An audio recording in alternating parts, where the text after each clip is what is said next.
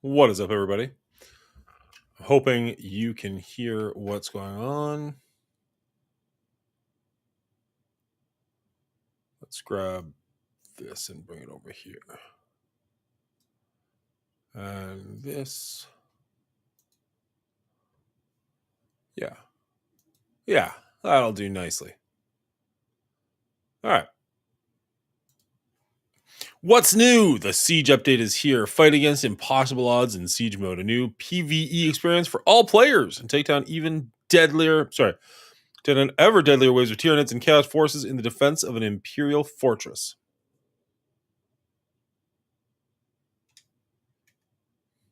The Trigon update is out. Wow. What's up, RL?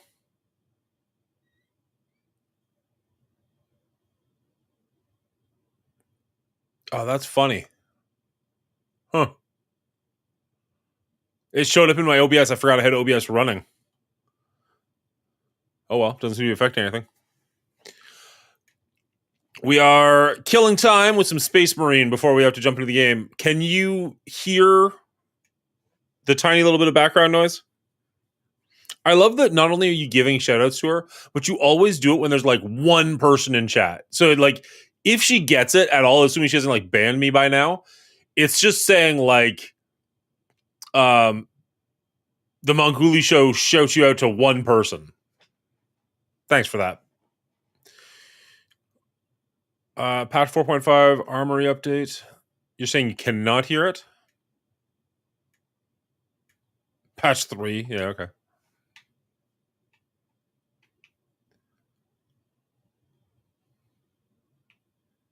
I'm a team player. Clearly. Cannot hear the game. All right. So why would that be? Let's see.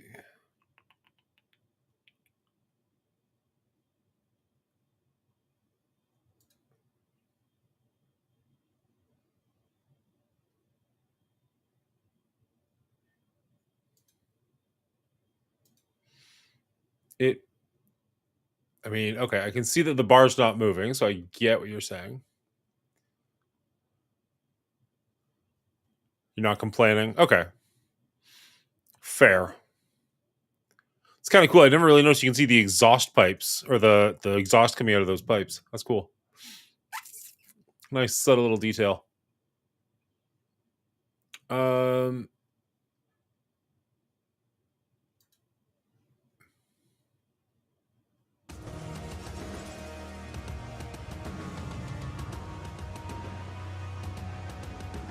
You hear that?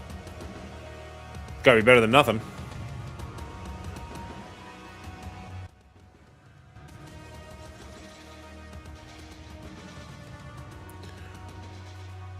All right. Probably it's because of where the game sound is being sent. Like maybe. I know you're not complaining, but now I'm just curious. Like if.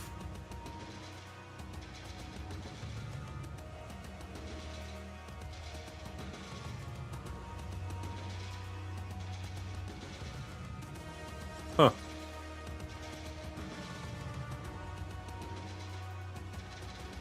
Can't imagine that worked. Oh, maybe it did.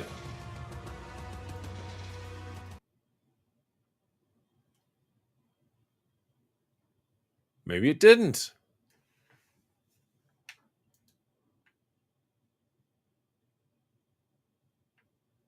Problem is, I can't have both things open at the same time. But it'd be moving at least a little bit if there was some noise. I can assume there's not noise. Okay. I guess we'll just do. Oh, that's cool. I didn't even know that. We'll just put the music back on and just play. We're only killing time till other people get here, anyways. What's up, D? How are you, my friend?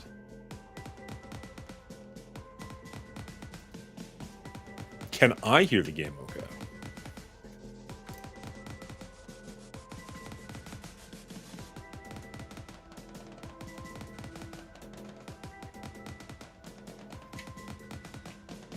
I don't know. I can hear the game fine. I'm sorry you can't. How are you, D? Let's check this out real quick.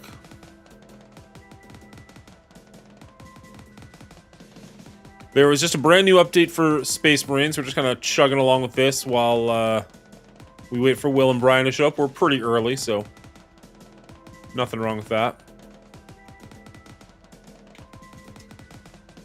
Now, it says edit the armor, but I don't think there's actual... There's not really anything we can really do, is there?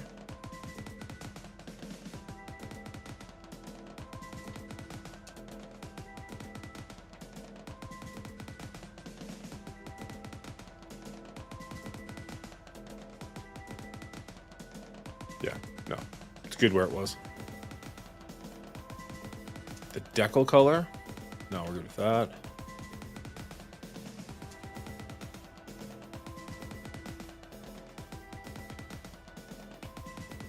I actually kind of like the black. And is this the logo itself? No, what's changing? Nothing? Cool. Let's leave it then. Pattern on the emblem is great. Administratum gray. Let's go for an actual white. Of course it's locked. Why are all the good things locked? Stupid game. Make me work for shit. Don't you know who I am? Lead Belcher versus that. Versus the Fang. There's a bunch of different whites. Why?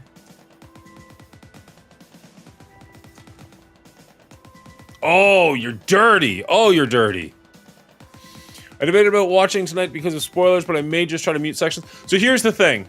We're going to do like the first 10 minutes completely spoiler free. All right, we've already talked about it behind the scenes. That's what's happening. So if you want to just come and hang out for a little bit, kind of, you know, get our overall sense of the movie without spoiling anything about it, you're totally fine to. And we'll make it super obvious when we're about to have spoilers. Like, there'll be a thing on screen straight up saying spoilers, so you won't miss anything. Or you won't accidentally get anything spoiled, assuming, you know, Brian and Will are smart enough to play along. But we've talked about it behind the scenes. You should be fine.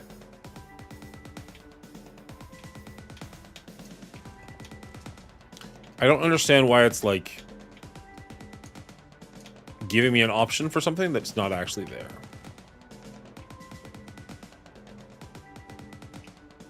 The double purple? It's kind of sexy. I'm not gonna lie.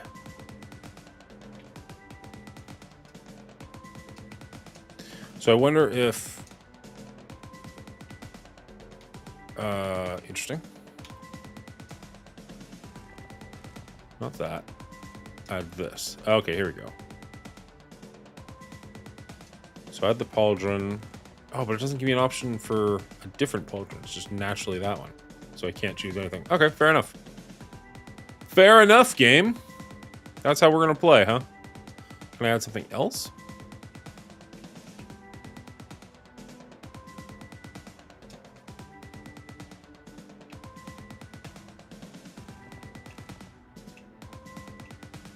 Probably not.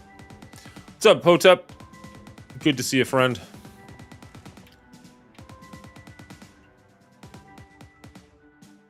Yeah, do your thing. I'm on the fence.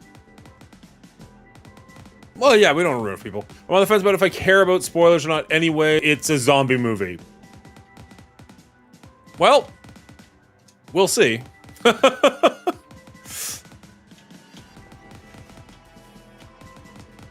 What is the Vanguard? Vanguard's a little bit of both.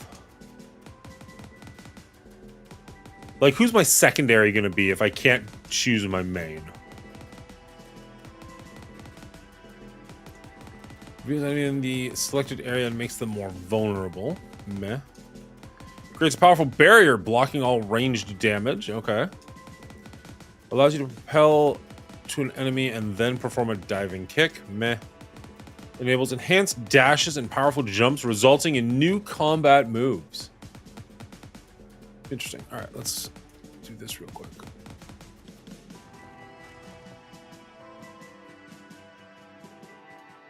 All right. see if we can get one of these new siege modes in before we go. Ooh, no, my friend. We are a bulwark.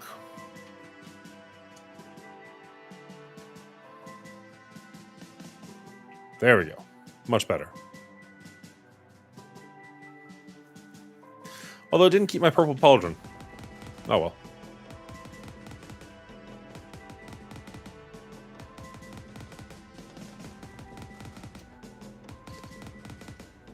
So I know Hotep has seen it, and I know Wonderful D clearly has not seen it. Where's everybody else at? Oh, there it is. It said earlier it did not give bonus XP. 1040. It still says 10. Oh, bonus 205. Gotcha.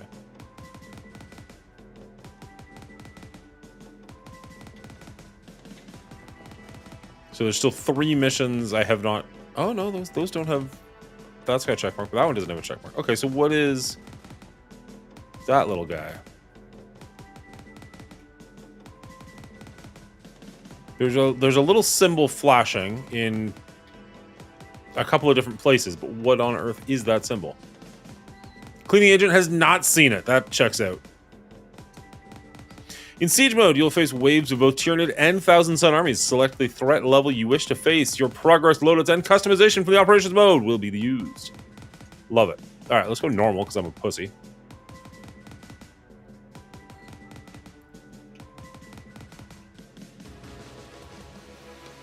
I've already got 2 teammates ready to go. Am I just going to join them in the heat of battle?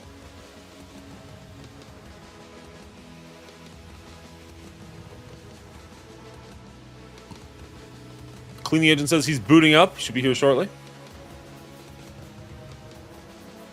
Interesting. I didn't expect that to work. I guess it makes sense. That's cool. Thanks, Windstorm. How you doing, bud?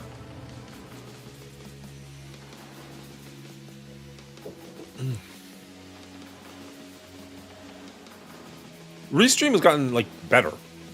Like, you can't hear the sound, I guess. Maybe it hasn't got that much better.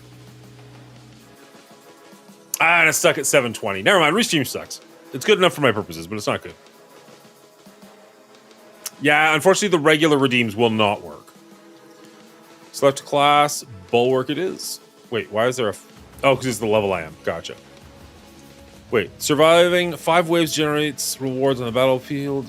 During waves, you can complete optional objectives. Success will be rewarded with supplies. Spend supplies at requisition terminals to purchase consumables. Fortify. Alright, I guess we're just jumping right into it. Alright, good luck, everybody. You have a complete noob on your team.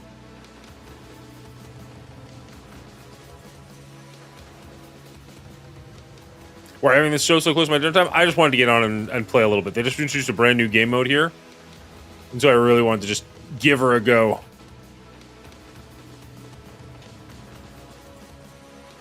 It's in for some shop. What the hell?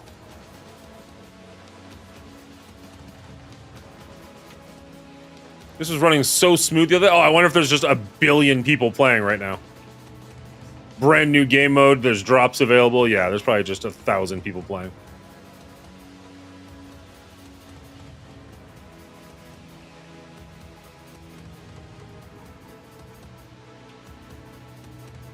Oh, yeah. No, this is gross. That enemy's not even moving. Oh, geez. I don't imagine that running Restream is the problem. That doesn't make sense. I feel like that'd be less intensive on the system.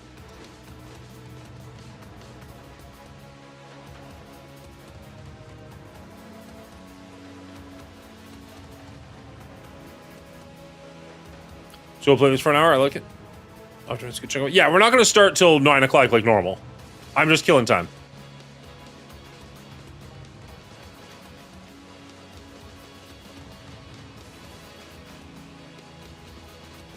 Yeah, it looks a lot better than the last time I played it. It's very, very choppy right now.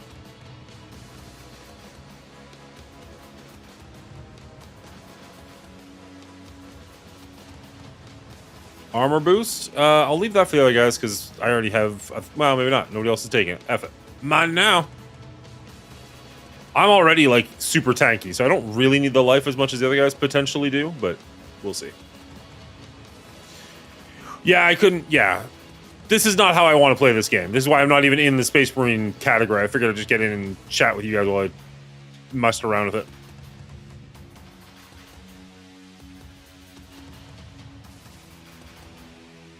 I don't work tomorrow, so I'm going to be playing this after our rating, and at that point I'll play it on OBS, and hopefully it'll look as good as it did yesterday or whenever I played it with Brizen. Whether or not Brizen's able to join me or not, I'm not sure, or anybody is able to join me or not. Run7 owns this game and seems to refuse to want to play it, so I guess he didn't like it that much. I know he's got like 1,000 other things to play, but with a new game mode and drops available, it feels like it's a good time to jump back in.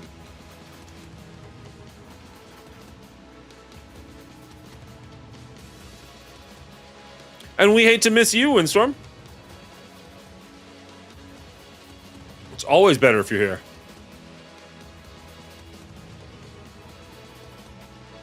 Oh, yeah. I really hope whatever is going on right now, we can fix it for the next time we're playing.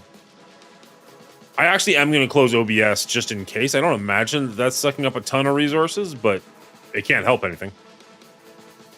Let's just do that real quick. OBS. Flows.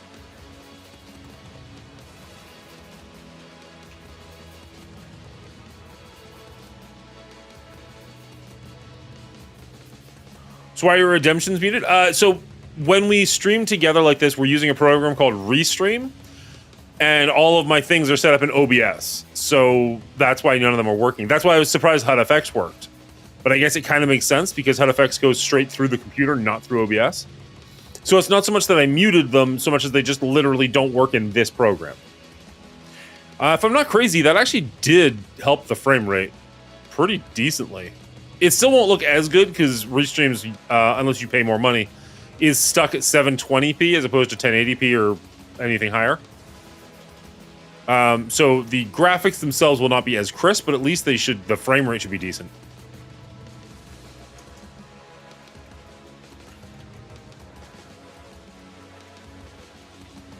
Doesn't help with the awful gameplay, but you know.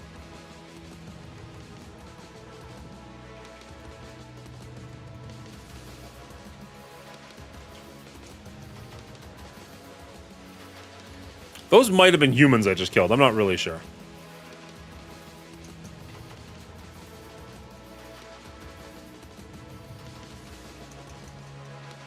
Come on.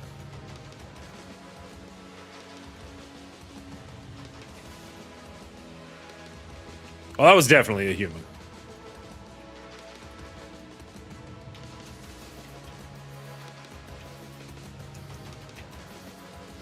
No, I don't use OBS when I restream. Restream is its own web program. Using OBS is unnecessary at that point. The only thing it would give me is the redemptions, and at that point, like, I don't want the redemptions. I want to have a pretty clear video.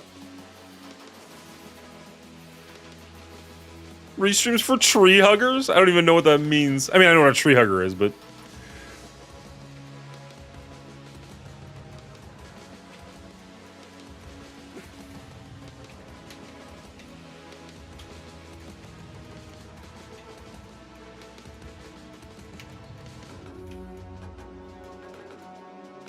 So, Hotep, you bought a whole bunch of new games today. When are you going to be streaming those, huh? You streaming in the morning? I hope to be streaming in the morning. Why is my teammate just standing there? Oh, jeez.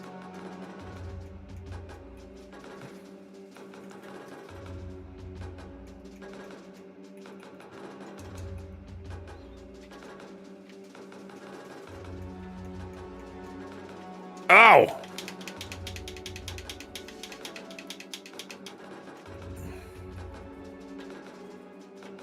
So when you do the executes, you get your shield back a little bit, which is why it's always worthwhile to do the executes.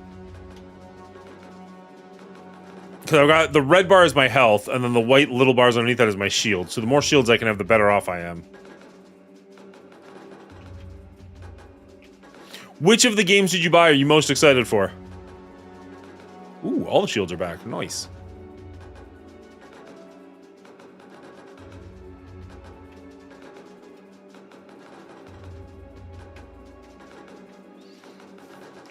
Deploys a support force of 40 Encadians. Okay. How much do I have? 600. Jeez. Dreadnought support.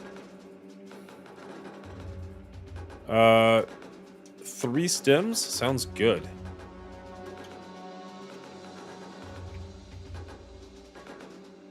Texas Chainsaw Massacre is one you're most excited about? Now, what is it about Texas Chainsaw Massacre that has you excited that Dead by Daylight doesn't?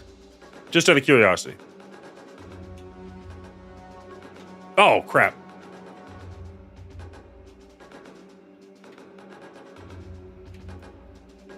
I'm not saying you're wrong. I'm just curious what it is about the game that feels more intriguing to you.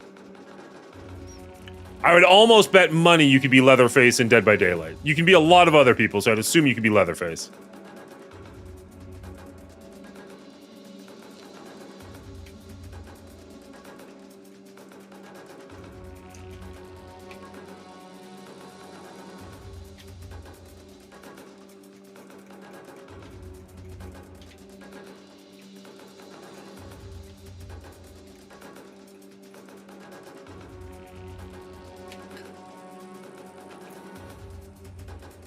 Nice.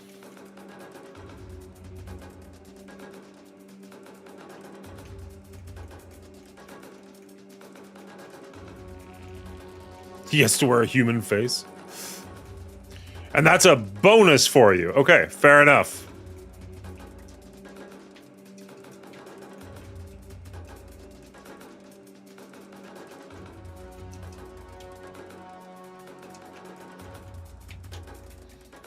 Ow. Get out of there, buddy. Oh, I got trapped in a corner. With Chainsaw, there are 3 killers, Dead by Daylight 1. So it's 3 on 4? That seems super overpowered.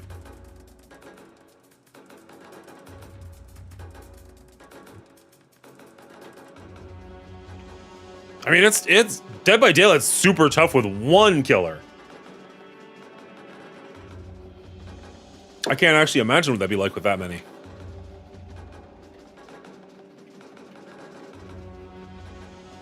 What's up, Prison?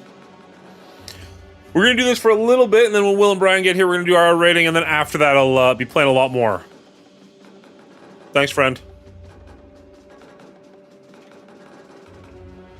So far, this seems pretty cool.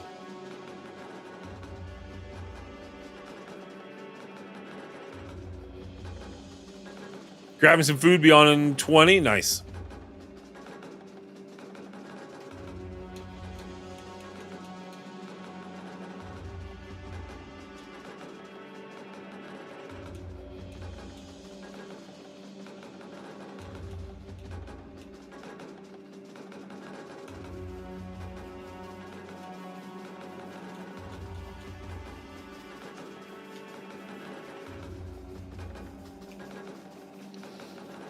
No worries. How do you like Siege Mode so far? This is my first match, so it's hard to say.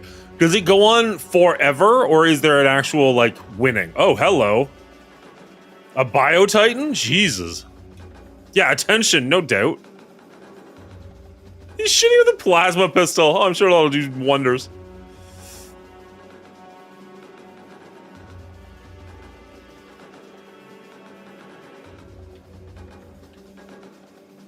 It's weird, because I know you guys can't hear anything, but even for me, it's a little bit muted, which feels weird. It's like...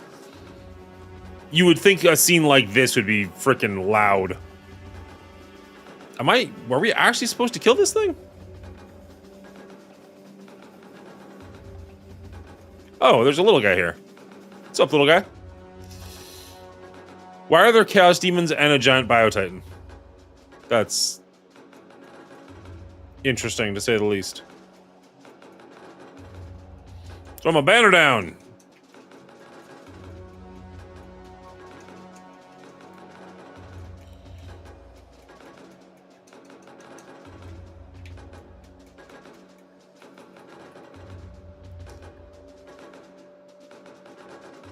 You gotta go further down, huh? Okay.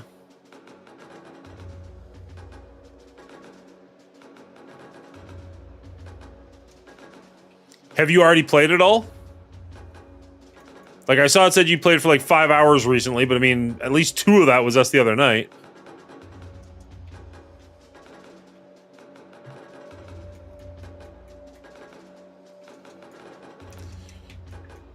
My parrying against these guys is terrible. Like, against little guys, I seem to be able to nail it. I know the timing is different depending on what the enemy is. But my Thousand Suns timing is just terrible.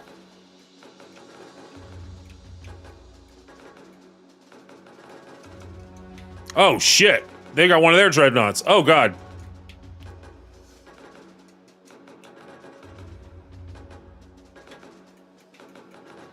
I forget what their dreadnoughts are called. I know they're not dreadnoughts, but basically it's the same thing. Let's get the frick out of Dodge, because that thing's terrifying.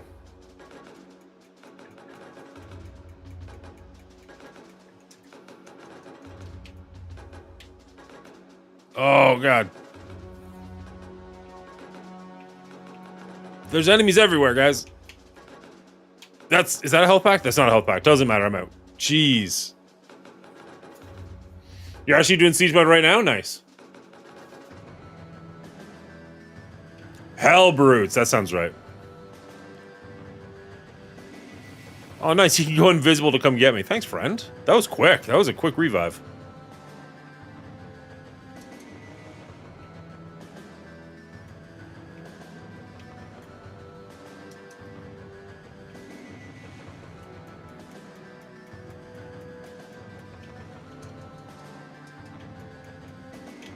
Ow! Frick me.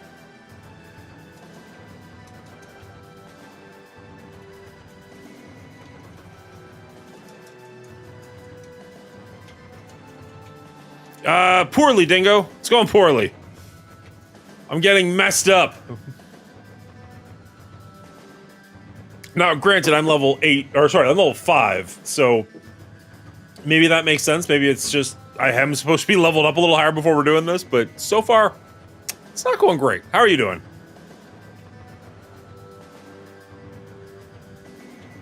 Yeah, take care of the guy right in front of you.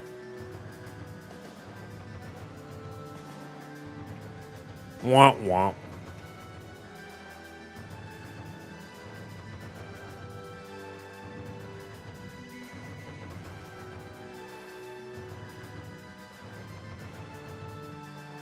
Got a big amount of games from the sale today. Nice. What kind of games did you get? You mentioned you bought a lot of games. You didn't tell me which ones. I got like 5 or 6 games.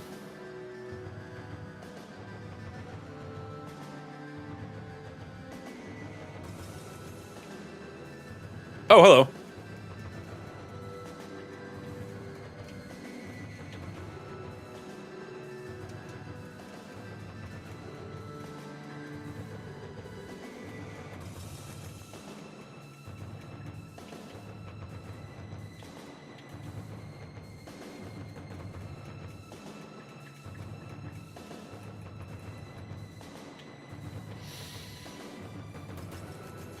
All right, wave 5. So every 5 waves it says you get something. So hopefully that means after this we'll get something. Wave complete, threat eliminated.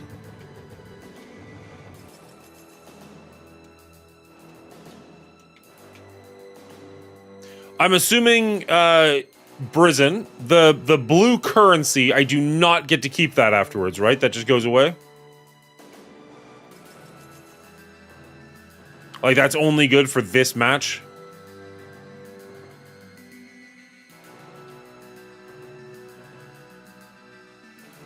It does stack. Oh, shit. So it's worthwhile to not go crazy each round. Resident Evil 7 and 8, Party Animal, Everhood, Lego Star Wars Saga, Fury, a few more on the fence. Nice. How much was Resident Evil 7 and 8 down to? You've secured this sector. You can return to the battle barge with your rewards, or continue playing to face stronger opponents to enter better rewards. Current rewards are guaranteed. Sector secure. Proceed to next sector. Return to battle barge.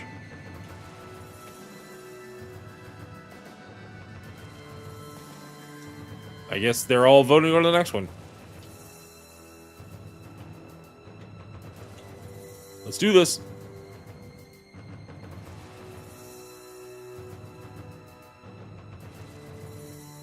Goes to the next stages, but what about if I leave the game? Does it stick around if I leave the game? I guess that was the actual question.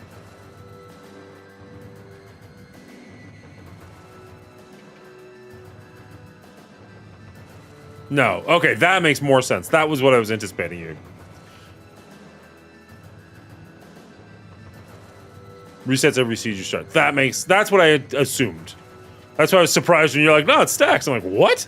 That's weird. Alright, let's get our Tyranids on. They need to get some orcs and stuff in here. A little variety.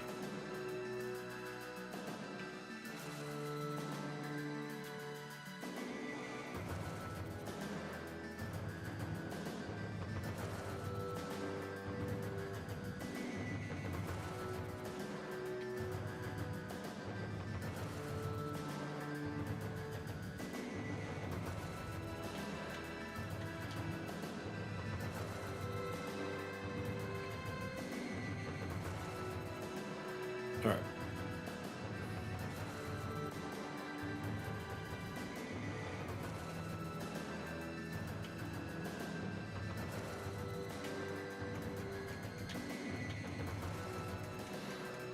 You got a warrior here, a couple warriors here.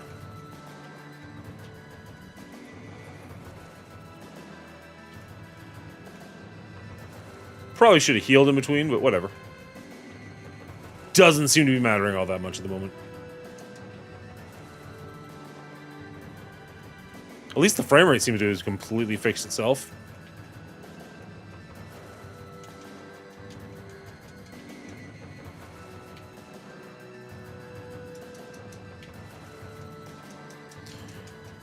Come on, buddy.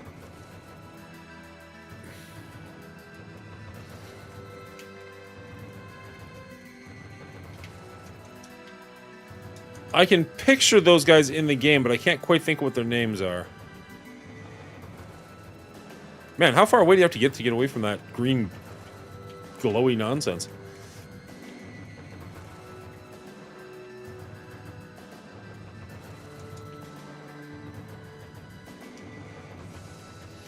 There we go.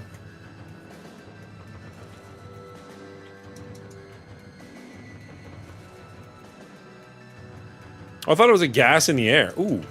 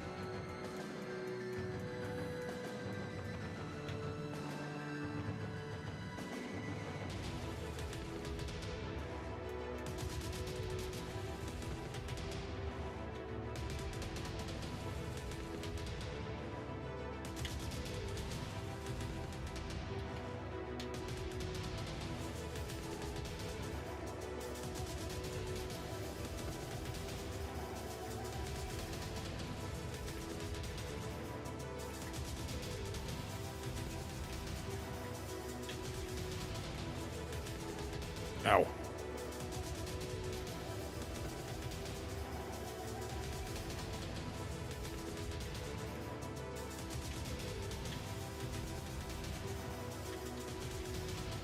All right. Not bad, not bad. Whoop. Ammo? Sure.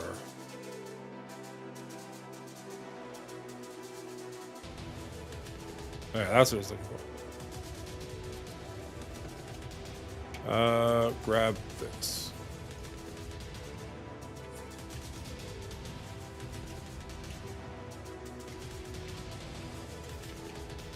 There. Nice. Alright. That'll begin down here.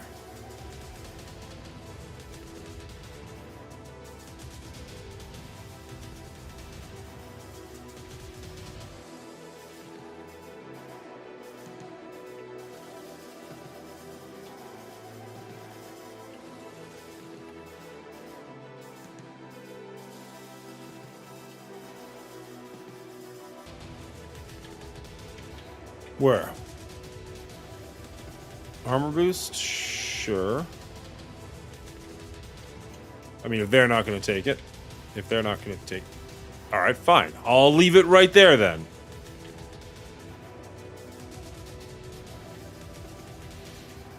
Take out the chaff.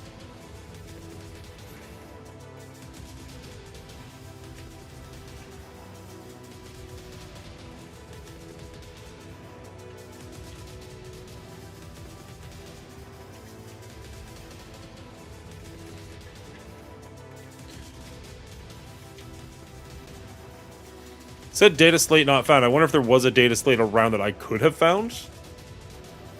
Like, it's saying search over here.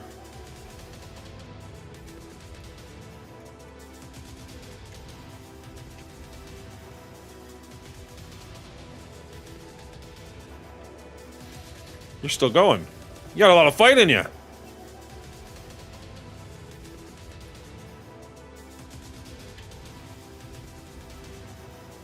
There. Search. So what's over here that it wants me to search?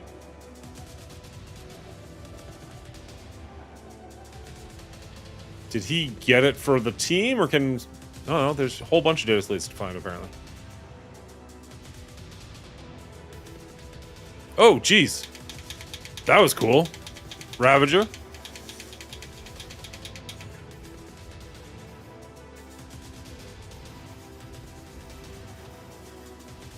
I'm not sure if Ravagers were in the original game. I wonder if those were added. Part of the Trigon pack or something, is there kind of little Trigons. Kinda.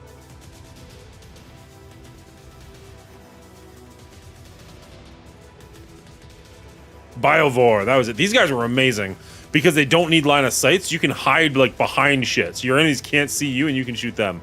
These look a little bit different, so they might not be quite the same thing, but pretty close.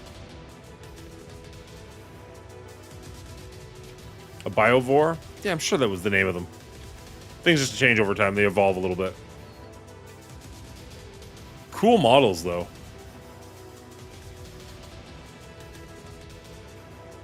They had like 36-inch range. You don't need to have line of sight.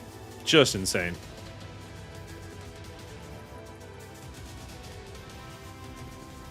I really like fighting the Tyranids more than fighting the Chaos.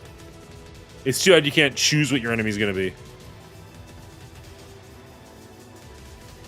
Like, they look cooler. I mean, personal opinion. There's a bit more variety in them. But I just have the emotional attachment to them, too. Like, they're just a cooler army.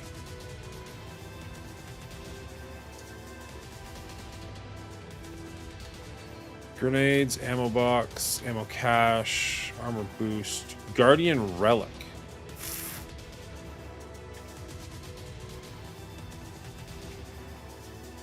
Oh, so you have to spend all the money to get the Dreadnought. Okay, so if we put 2,500 in... Oh, cool. Okay, okay. Very slowly figuring this out.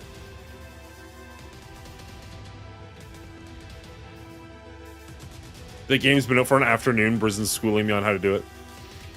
We're getting there, buddy. We're getting there. Yeah, me too.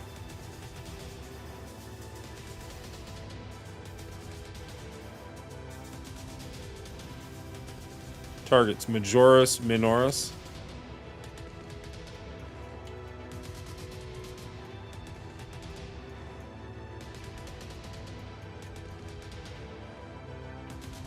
What is happening? Oh, they're just murdering the thing up top.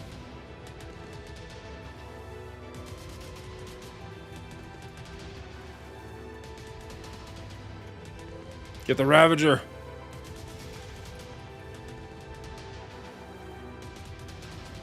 Alright, I guess we're poisoned.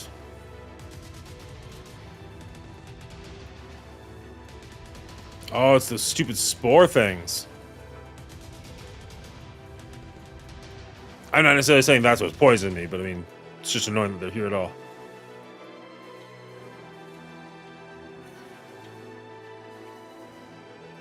Ordeal complete. Killed 20 Tyranids with dodged venom.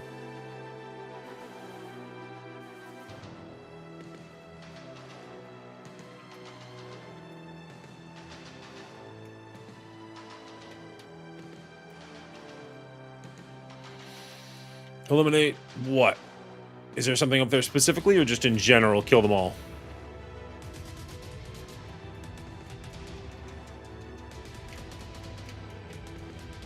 If I remember correctly, that should... Ooh, ooh, ooh. Kill it. Yeah, there it is. Nice.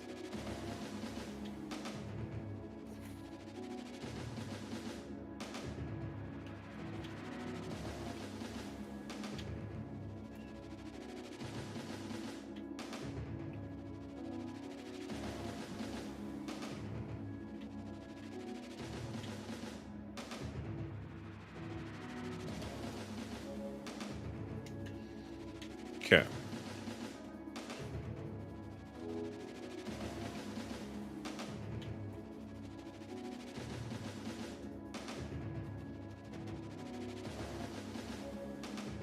some point, we're gonna have to play these missions where I'm actually paying attention to what they're saying and talking about. Right now, we're just killing things. Which is fine. That's, 99% of the game.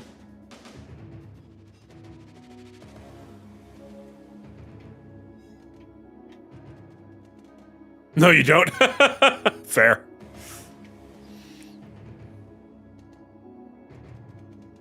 That's weird. My camera doing incredibly weird things on your end too, or just mine?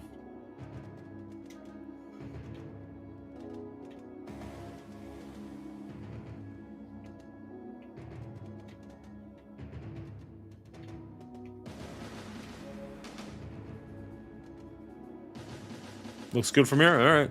My camera's looking super weird over here.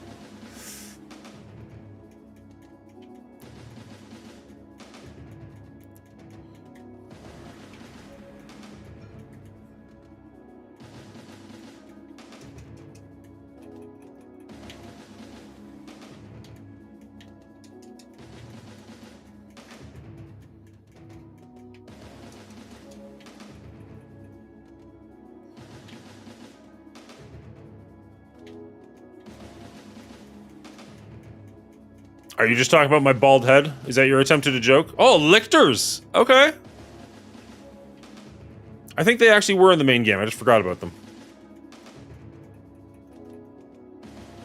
Oh, the zoanthropes. I freaking hate the zoanthropes. What did we fail to do?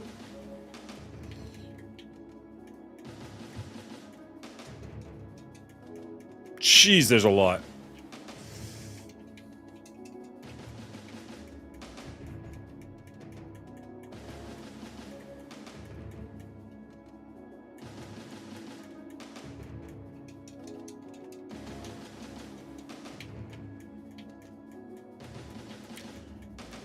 Kill the wee ones! Almost ready?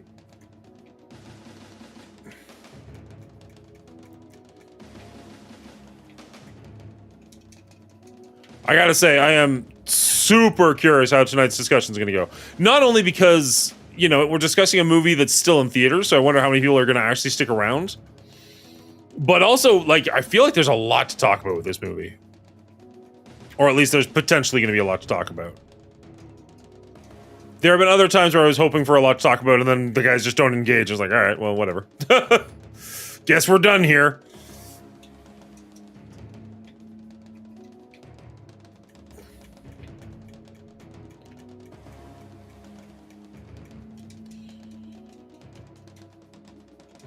Okay, but Hotep, you're joking though, right? Like, you're not actually seeing something that I'm not seeing?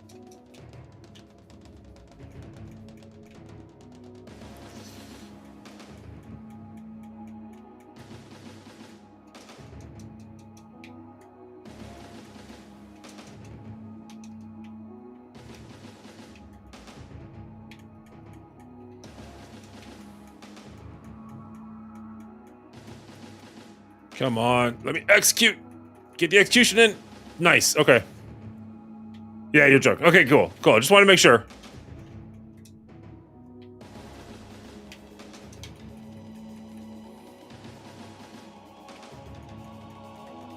God, another lictor.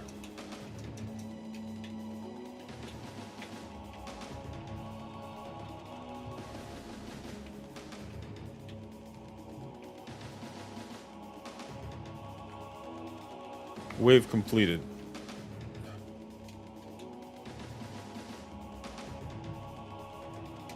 There, let's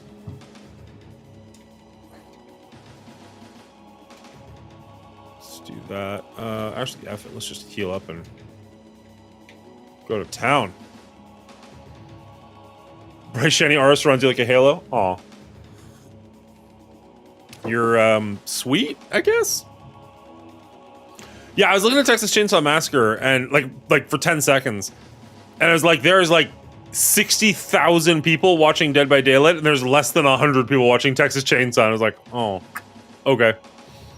I mean, hey, we make our own fun, like that's fine, but I know you're trying to hit partner, so. Now, sometimes it's better to go where there's less people, for sure. But less people to a point.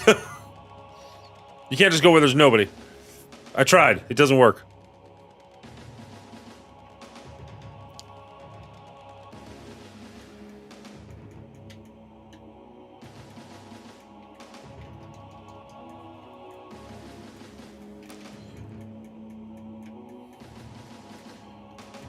Oh, yeah, just get right in there. Just execute. Oh, a zone throw. That's not great.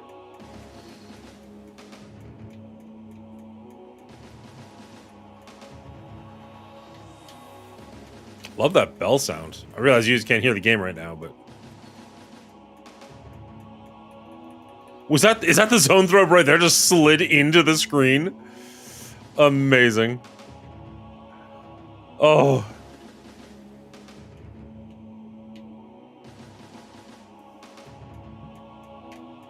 There was a model back in the day, it's illegal now, unfortunately, called the Doom of Malantai, which was a zone throw, but like with special rules, and it was my favorite goddamn thing to do in the game.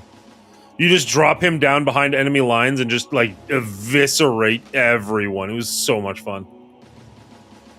I'm a huge drop pod fan when I play this game. I don't remember what the Tyranid version of a drop pod was, but they didn't have a model for it back when I played, but they had rules for it. A Carnifex! Ooh, fuck yeah, I haven't seen one of those since the original game. Working on it. Ow. That's gotta be a zone throw effect, that green crap all over the ground. Ooh.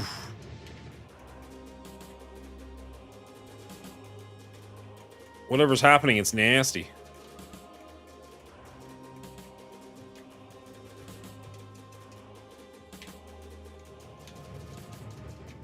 Damn it!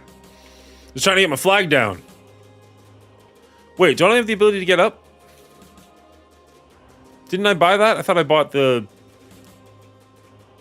whatever it's called. Oh, someone's here. That looks like a Brian.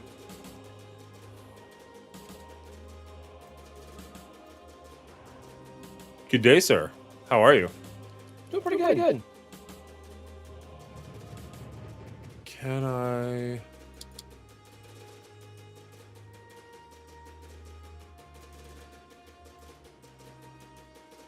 How are you liking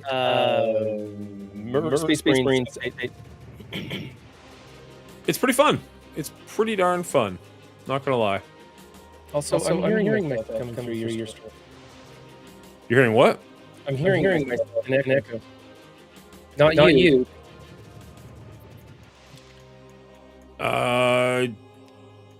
Don't know. You're a little quiet, but I don't hear an echo.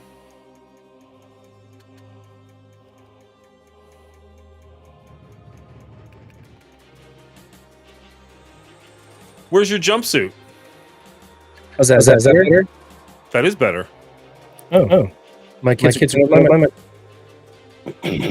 yeah, I was looking for a two, not find what it is.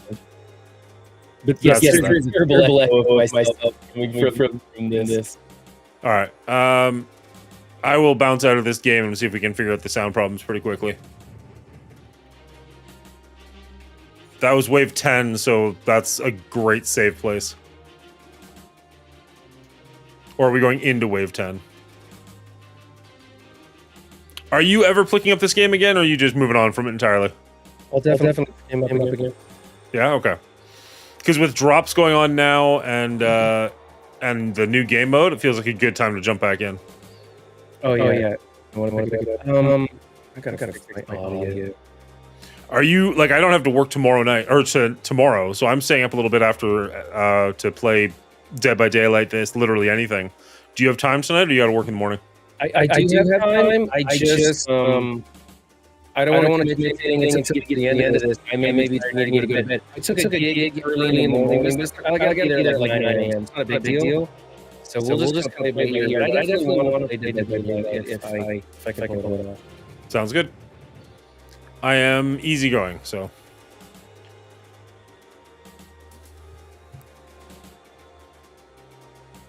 Run still has an echo? Yeah, okay. Everybody's hearing you but me, apparently. Testing. I didn't realize that I fixed all my filters so that everything sounded good. And now I realize that the whole time I was messing with the knob on the headphones instead of the microphone setting on the Wave mic. Oh, thank you. That fixed it. And so now that I turned up the microphone where it's supposed to be, I got to go redo all those filters again, all the noise gate, compressor, all that crap. So what was happening was I was sharing my screen, and my screen had you on it because I can hear you. So that's what was going on. Yeah, that'll do it. Okay, let me turn the game off.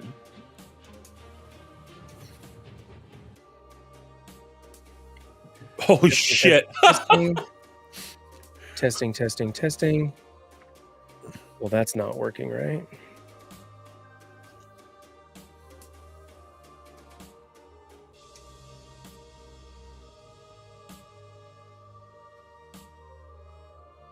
Yeah, my camera's doing weird things. I'm not sure what's exactly going on there.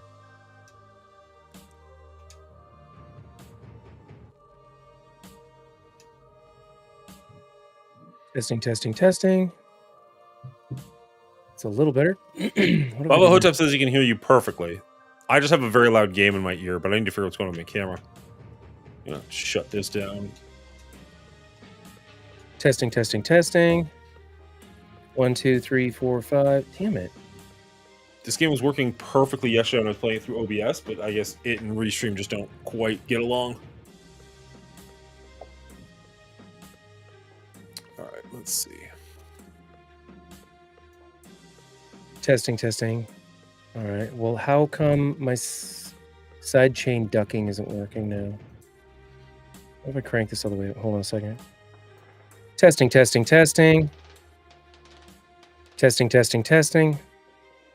Lame. Okay, I'll just leave it where it's at. So everything I do doesn't seem to be doing anything. Weird.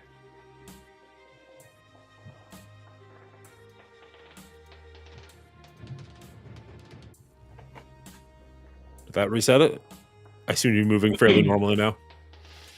Is everything working okay? Sounds good to me. My sound was fine. It was my camera was doing like the Agent Smith, where I'm just bouncing all over the place. It was messed up. That looks like a magic card in your background. Is that? Do you have any idea what that image is? In my background, this is an AI-generated background that has skulls, bows and arrows, gaudy gold jewelry, and a purple jumpsuit. And you know why. Yep, that's fair. Okay. Cool. So my camera seems to be doing good. My video's good. Your audio's good. We just need a third person, and we should be good to go. Now, as I mentioned, we are going to make this spoiler free. So I do have I have this set up. It's pretty lackluster, but at the same time, it's kind of clean.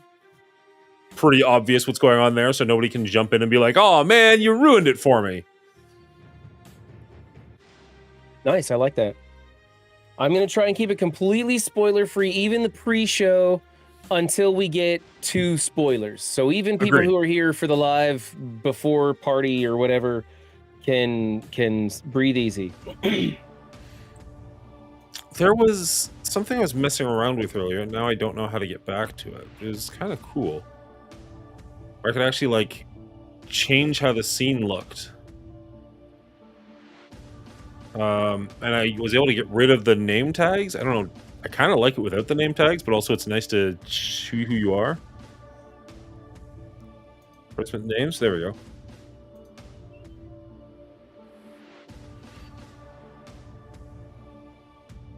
It's not the worst. I don't know. It doesn't look. I can go either way. That sounds like a will. I like it with the name tags on there. Good day, sir. Good day. Hello, hello. How Oops, are I'm you? gone. Doing okay. How are you? No complaints. No complaints at all. Happy to be here on a Thursday night discussing some rated R nonsense. Sorry, I was later than I wanted to be. Took a while to get Strong Boy to bed. It was his last day of school, so he's pretty amped. Totally fair. No worries. I just need to get my actual stuff up.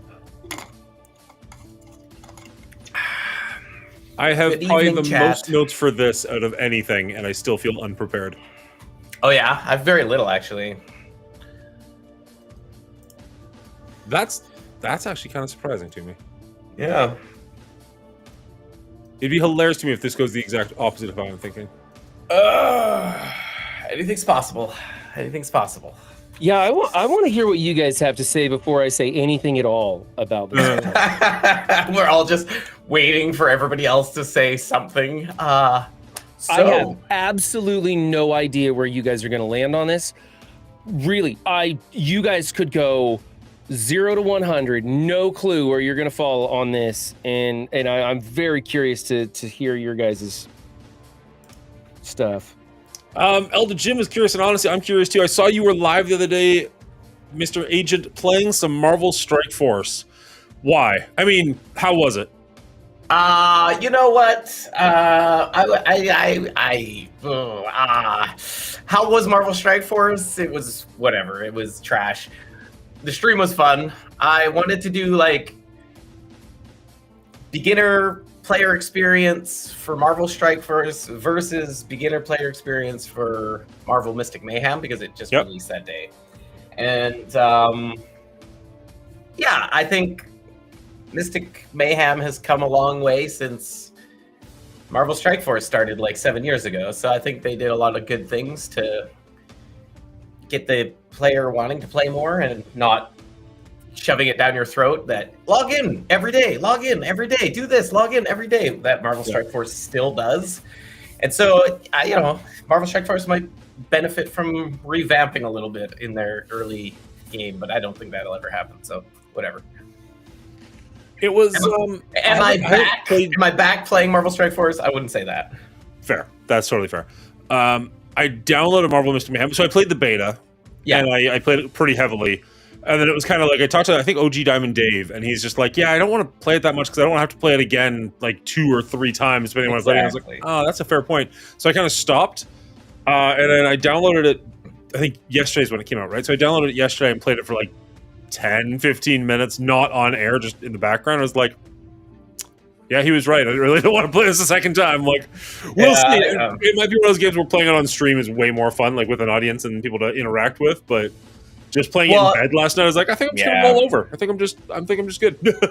I think it's like Marvel Strike Force, right? Like, it's more fun to play while you're streaming and actually hanging out with people and doing that kind of thing. It's an enjoyable game, but again, it's like it's a turn-based type game, Hero Collector, that it's more fun to play with other people kind of around chatting.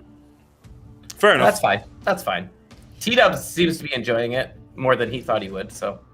I thought T-Dubs was funny. I don't know if this is something he's doing on purpose, but for like a week straight, his title was just like, whatever I'm doing, MSF tomorrow. Yeah, I haven't seen MSF tomorrow. yet. Yeah, it's just really. like, nice. Yeah. I don't know if he's actually cracked that and jumped into it, but I thought that was pretty funny. And how's Brian? Good. Busy man. Yeah, I don't know. I'm definitely busy. I want to be more busy. Right. I guess. I don't know. I'm so busy. I don't know. Like, I can't even keep things under control. But at the same time, I want to be more busy. I feel like I'm not doing enough. It's kind of weird. I don't know. I'm in a weird place this summer, and I just don't know where it's going to land. I took another gig for tomorrow morning. It's a quick little paint job. I have lots of these little things, and I want some big jobs. You want like a good juicy money. project? Yeah. Yeah, that's something I fair. can sink my teeth in for a couple of days. No more of this 2-hour crap. Yeah, that makes it hard. It makes it hard. Yeah. The wife's Right. happy with me though, so I guess I'm doing There you go. okay. Just Hey, that's what's important. Family. Happy wife, good summer. That's what they you say, know what? right? You know what I would love is to do something on stream that makes enough money that I don't have to do other things. That's what I Sure. would like to do. So, I mean, like and subscribe, everybody. oh shit, that's actually a good point. Reminder. Before we get started, remember we just started up a Patreon recently, which is horrible, and I hate promoting these kind of things, but whatever, fuck it. I believe exclamation mark Patreon will get you there. We have a couple of supporters at certain levels where we'll actually like shout you out live on the channel and whatnot. But all of the money that goes to the Patreon is getting split up 3 ways. So essentially, I want to be able to pay these two guys for their time because they are donating anywhere from 2 to 5 hours a week on this project of mine, which is ridiculous. So I want to be able to pay these guys, and then whatever is left over, I'm going to use for like potentially hiring an editor, which may or may not be Brian, to be perfectly honest, or just things we can use to make the stream even better. So if you have any dollars left over that you're willing to help put towards this show, you like what we do, you want to support us, I'll try and get an actual spiel because this is just fucking painful even to me, let alone to you You're guys. fine. You're fine. all I'm hearing is we're doing Patreon 3 ways, and it's going to lead to Only Dan's. Okay. You're not wrong. Like all of that seems accurate. Speaking of doing work for this show, I'm actually taking a vacation from the 1st until the 10th. And so we got to take that into account. I would like to try and do it mobily from Oregon. That would be kind of cool. Okay. But it may not be functional. It may just not work. Like we'll have to do like a test run the day before and just see if we can make things work. If not, then you'll have to get a guest speaker in to cover us. So we may want to take into account of what we're going to watch next week or whatever. Realistically, do you have a laptop or something? I do have a laptop, and I could take it with me, and I think I will. I was going to take like my little portable camera and throw in a It's microphone. all online.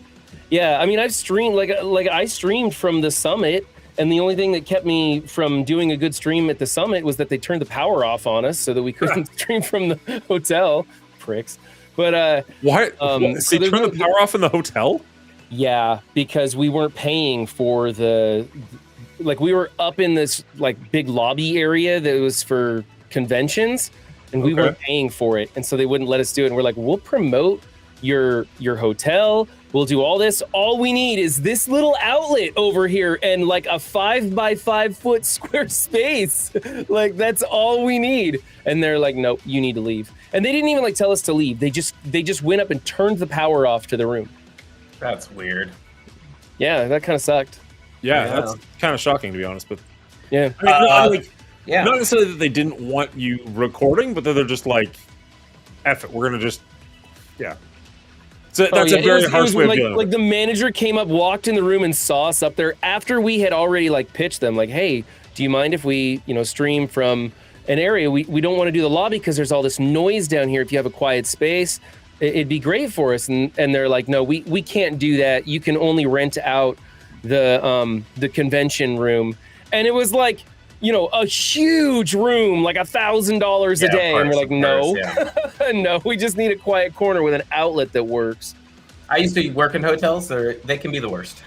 Yeah, it was just kind of weird. We're like, hey, between like there was like a handful of us that were going to do it. And we're like, between the 5 of us here, we have well over 1,000 people that would be watching, and you could. But no, it wasn't anything. Yeah. That being said, I think it's the week after next that I might be out of town as well. So I don't know. I'll have to double check, but I'll have to message you guys on Discord to sort that out as well. There's a couple of times I'm going to be out of town in the next month or 2. We'll throw our schedules off a little, I'm sure. Yeah, so I'm I'll definitely be out for the 3rd. I might be home in time to do the Thursday the 10th if I get back in on my flight in time. I think I will. Executive producer, real Bubba Hotep. Okay, so that works as a way of like having it over the screen. I was kind of hoping we would be on screen with it, and that doesn't seem to be an option per se. But that's actually super clean to do. Like we can be on the main screen with us, and then we can do a shout out, and then it goes away. Yeah, that's actually super perfect. That's actually not bad. Yeah, Bubba Hotep jumped. Well, we'll do an actual shout out during the show, but I just wanted to have that set up and ready to go. Forgot to do it last week because I'm super professional. You're busy, man. It's all new. Growing pains. Patreon.com/rwriting if you want to check that out. And we've got people who are subscribed at the free level, so it's not like you have to be like dropping large dollars or anything. People are just there to be there, just saying hi. Hey. Hi. Howdy.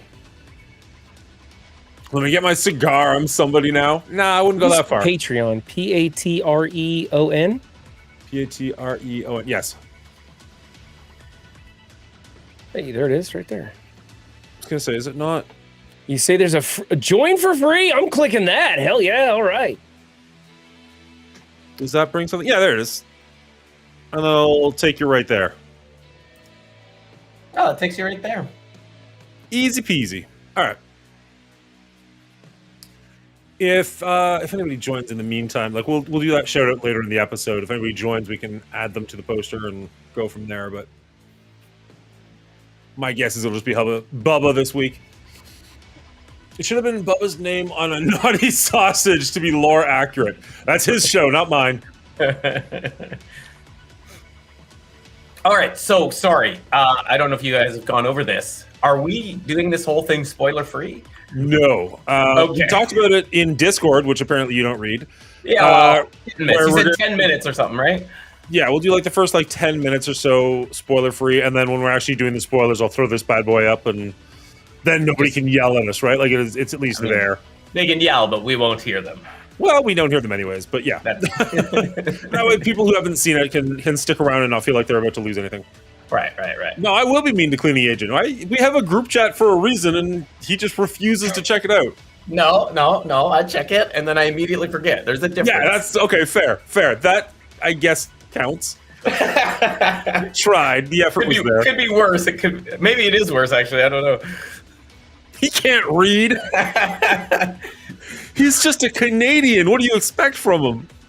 Yoicks. Stop discriminating. All right. Was there anything we wanted to get into or talk about or do before we get started? It is 9:00. I'm now a free member of your Patreon group. Nice. Yeah, straight you are. And we appreciate every dollar you give. Or don't give. That was the joke, because he's free. Uh-huh. I know, I'm hilarious. Calm down. It'll be fine. Yeah, I've got my rough draft outline of my score here. I definitely have thoughts on the movie. I'm ready to jump into it whenever you guys are. I'll just say I watched the Minecraft movie. That's the one we're discussing. I've never played Minecraft, so it was interesting. Okay. You know what? Honestly, I was going to reference that movie while we're talking about this one, just super briefly. So that's kind of funny that happened. Reference it. You won't get it. It's you won't get it. Oh, I'll get it. I've seen both movies mostly. I had thoughts on the movie. Hotep, you've got the link. If you want to jump in for 5 minutes and give your thoughts near the end, by all means, just knock on our door. That's the only movie I've seen. Anyway, let's jump into this thing. Let's do this. Music off before I forget. Oh, the curtain's already open. Wow. Curtain is open. We are jumping straight to Will. I am nervous for reasons. I honestly, this is like Brian said, I have no idea how you guys are going to take this movie or how this is going to go. Hopefully this is the most curious I've been in a while. Hopefully this write-up doesn't spoil anything. Ready? Nope. Ready.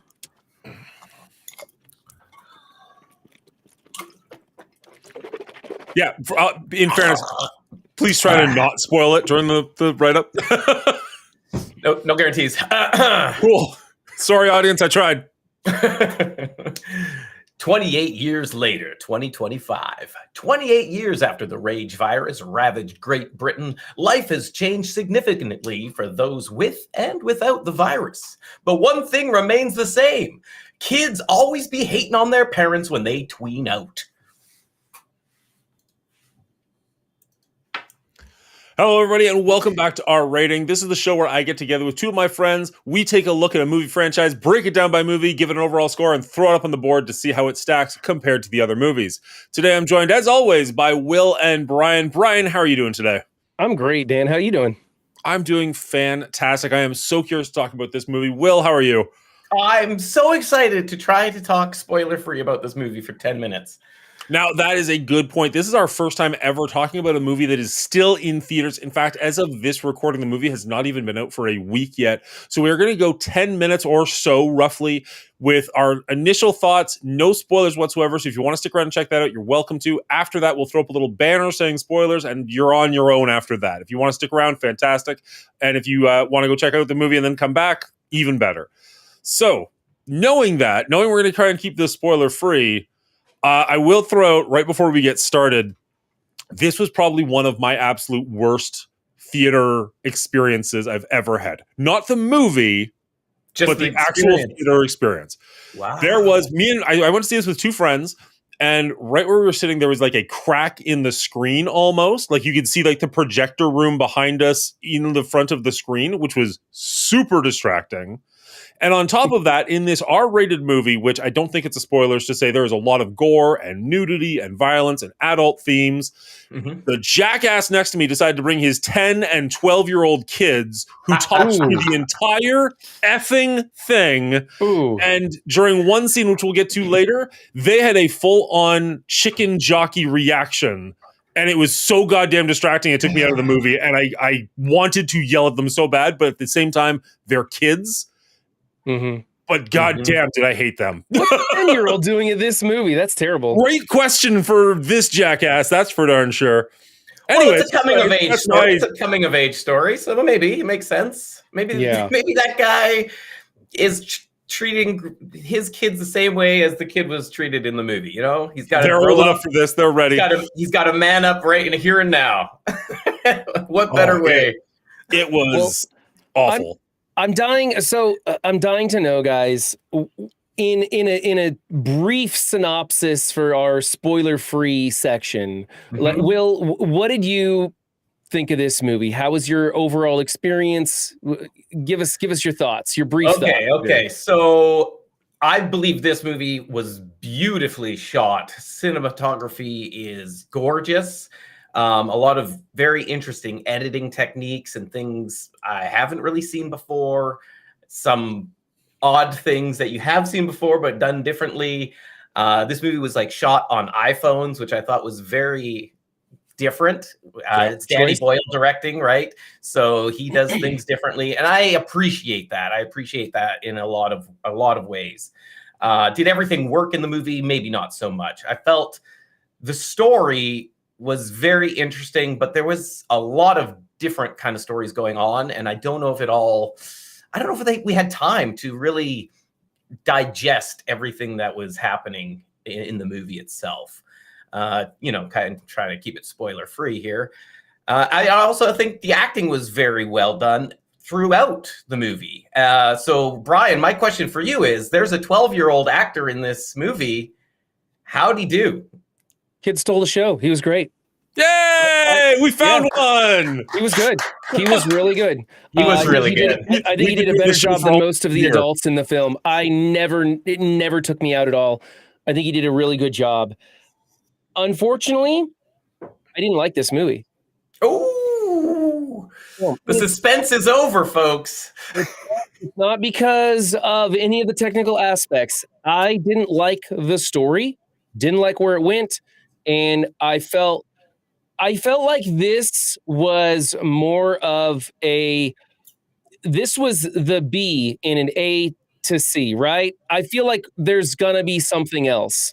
And I don't know if there's gonna be a follow-up or not, but it sure felt like it the way they had so many pieces in this story. And I didn't like it. I didn't have fun. It wasn't what I don't know what I expected when I went into the film, but this wasn't what I wanted. And so yeah, I didn't have much fun with it. That being said, I do agree there were some amazing technical things done in this film. The shots, the cinematography, the scoring, all great.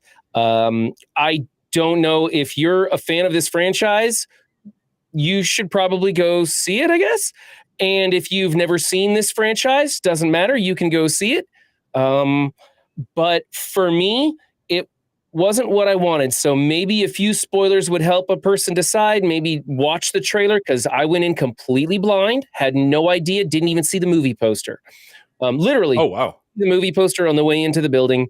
And I just, like I said, I don't know what I was expecting, but this wasn't what I really wanted. And I didn't have a lot of fun. My experience in the theater wasn't hindered like Dan's was. It was actually a great theater. I don't get to go out to the movies very often. I had myself a nice chicken burrito while I was watching the film, and still, I just didn't like this one. It wasn't for me, I guess. Now you mentioned. Oh, sorry. No, I was just because that's fairly fair, and I'm not gonna lie. I walked out of this movie theater, and I kind of predicted that. I was like, I don't think Brian's gonna like this. The reviews on this movie have been really divided. Yeah. So I was interested in to see what kind of side each of us fall in coming into this. Now, Brian, you were saying like you didn't really know anything. You don't know if anything's coming. Just to clear the air, there is another movie that's already been filmed. They filmed it back to back, and it's coming out in December, I believe, or January. So like 28 weeks from now. What are they going to call it? 28 years later, too? 28 years later, Bone Temple. Yeah. Oh, okay. Okay. So you feeling like this was a setup for something more? A lot of things fall into place. Yep. That's and I felt the same way, that this happens a lot today. I feel like recently, in recent history, that movies that know they're doing sequels or trilogies or what have you, they just have a movie that's nothing but a setup for the next movie, and that doesn't feel good. Yep. Movies should be able to stand alone. They should always be able to stand alone, first and foremost. Now, Dan, give us your hot topics. All right. So, other than the movie going experience sucking pretty hard, I left. I went to see this with a couple of friends, and this is maybe the first time where a movie has ended and we just sat there and then discussed it in the movie theater. Like I cannot describe how fast everybody else in our theater got up and left. Like, unlike a Marvel movie where people are sitting around waiting for the end credits, everybody was gone. Like, basically by the time the director's name was off screen. And we stuck around and we talked a little bit about it. And we went out to the parking lot and talked for another like 20, 25 minutes or so, just discussing what we had just seen. And that doesn't happen very often. And that alone kind of bumps this up a couple of marks for me. The fact that it gives you something to actually discuss, as opposed to just be like, oh, it's done. All right, moving on. Like Jurassic World will be next week, I'm sure. So I really enjoyed that aspect of it. Did I walk into this movie loving it? No, I did not. I definitely didn't hate it. I just wasn't really sure where I landed on it. And I talked to Bubba Hotep behind the scenes, and he showed me a podcast, and having somebody else kind of like connect a dot or two that I had missed really intrigued me. And I kid you not, my wife and I went on a date night, and I was this close to seeing it a second time because I was so intrigued to kind of like connect some of the dots that I'd missed or make better sense of it. I feel like this is a movie that I enjoyed once, and I might love a second or a third time. Now, I don't know that yet. I haven't seen it the second or third time. That might not work out whatsoever. But there was enough here for me. There was enough meat on the bones here that I did enjoy it. What I am curious about is when the sequel does come out, what that will add to this. Because unlike Brian, who feels like this movie was an entire set, or I'm putting words in your mouth, it sounded like you were thinking this entire movie was a setup. I only kind of feel like the last scene was setting up the next movie. I think the rest of this movie was a pretty solid movie all in its own, which I'm sure we'll discuss more in a few minutes when we put that spoiler banner up. But Yeah. I definitely didn't hate this. Now, I will say, this is not a spoiler, but this might help people who have not seen this yet, people coming into this movie blind. This is not a zombie movie. This is a coming-of-age movie in an apocalypse. But this is Correct. not a zombie movie. If you are looking for the sequel to 28 Days Later, I think this is a good movie. If you're looking for the sequel to 28 Weeks Later, you are going to be bored to tears. Well, I don't know if you'll be spoiler-free bored to review. tears, but I don't think it's what you want. It's different than what you expect, 100%. And I think they did that on purpose. One, because it's Danny Boyle and Alex Garland, but two, because I don't think they wanted to go down the typical zombie horror movie tropes, right? Like they didn't from the first movie. So why would they start now, right? I think they wanted to take it in directions that the audience wouldn't see coming. And I think they did. They definitely did that. Yeah. Yeah. But in my mind, I feel it was rushed in a lot of ways. A lot of ways it was rushed. So for those of you watching in the comments, I would like to know, what are you expecting from this movie if you haven't seen it yet, since you're probably going to sign off and not get it spoiled. I want to know, what are you expecting? Because I didn't expect anything, I guess. I went in completely blind. And I'm curious what the viewer is going to, think is going to hit them. And then after seeing the movie, I'd love to have you come back and elaborate even more. Mm-hmm. That sounds yeah. great. Well, that's the thing too. Like Dan, I'm a little envious of you because you said you went with a group of friends and you got to talk about this movie. I think this movie absolutely is worth talking about. And I Certainly. went by and myself. I think we're going to talk a lot here in a minute. For sure. This could be a long episode, to be perfectly honest. I went by myself and I don't know anybody else who's seen it. I just have been holding everything in, just being like, what do I actually think? I just want to talk to someone. I have nothing. So I'm like envious that you got to like actually talk it out and like, discuss things and pick things up and put things down. And I've just been like, vibrating, wondering about this movie. Well, then We have a group chat that the three of us communicate in to like discuss ideas for the show, but we almost never talk about the movie we're watching until we get together and discuss it live. So I saw this on Saturday, and I think you did too, right, Will? I saw it, Saturday. you guys saw it on the same day, and then I Yeah, saw it on Tuesday. So you've been chomping at the bit to talk to anybody about this for like 5 days, whereas I got to talk to people right away. Yeah, it's crazy. Yeah. So let's roll that banner and start digging into this thing. All right. I think Well, so. I'm going to roll the banner and give people like 10 seconds just to click off if they want to take off. If you are on YouTube, hit the like button. If you're on Twitch, hit the follow button. All those great things. We do appreciate you. We are going to throw some spoilers out here. And oh my God, are we going to spoil this movie? Because I think we're going to break this down pretty hard. It's hard not to spoil this movie. It's just the nature of the movie itself. And it is what it is. And for those of you who haven't seen the movie but are okay with spoilers, I'm going to throw this out there right now for you. An alternative name for this film could have been 28 Inches Later. There is so much full frontal male nudity. Samson has a freaking cannon, and it is waggling in your face for what felt like half this film. For the record, Samson is a super zombie called an alpha. And oh my, is he an alpha? Yeah, chicken burrito. No wonder you didn't enjoy your chicken burrito. Yeah. So now that our spoiler banner is up, I went with a couple of friends, and we did get to talk about it afterwards. Oh, nice. And we chewed it over a little bit, and they kind of told me some of their ideas of what was going on, and I kind of explained to them, hey, the kid in the beginning is the person at the end, and a lot of people didn't make that connection. Really? And, yeah. And he has the goddamn necklace. His name is throughout the movie. Yes, his name is throughout. Yes, and if you're not paying attention, like when we first saw the zombie hanging upside down, I could only read like MMY, I couldn't see what he was saying. I didn't know what that meant. I thought that was maybe an acronym for this group or something. I didn't know. Right. And so for some of the people in my group, they were like, "Oh, I get it," and I was like, "Yeah." Kind of seems weird that they introduce a character they kind of psych you out because there's the trooper who pulls his hat off. He's got that blonde hair, and I'm like, that must be the little kid. The Swedish and then guy, later, yeah. like that guy immediately dies, and you're like, oh, I guess anybody can die in this film. And then at the end, Jimmy pops out, and I was like, are they getting this right? Because now we have a baby and Jimmy that are very interesting aspects of what could be a continuing franchise, and lo and behold, there is. So that makes a lot more sense now that we know that there's another movie coming. Well, there might be 2 more movies coming. So what I've heard is there's one more movie that's already been filmed. It's ready to go pretty much. And depending on how well these 2 do, there is a 3rd one that could be coming out down the line. Now, obviously, they're ready to make the does third. well. Yeah, with any movie that does well, they could franchise it to death.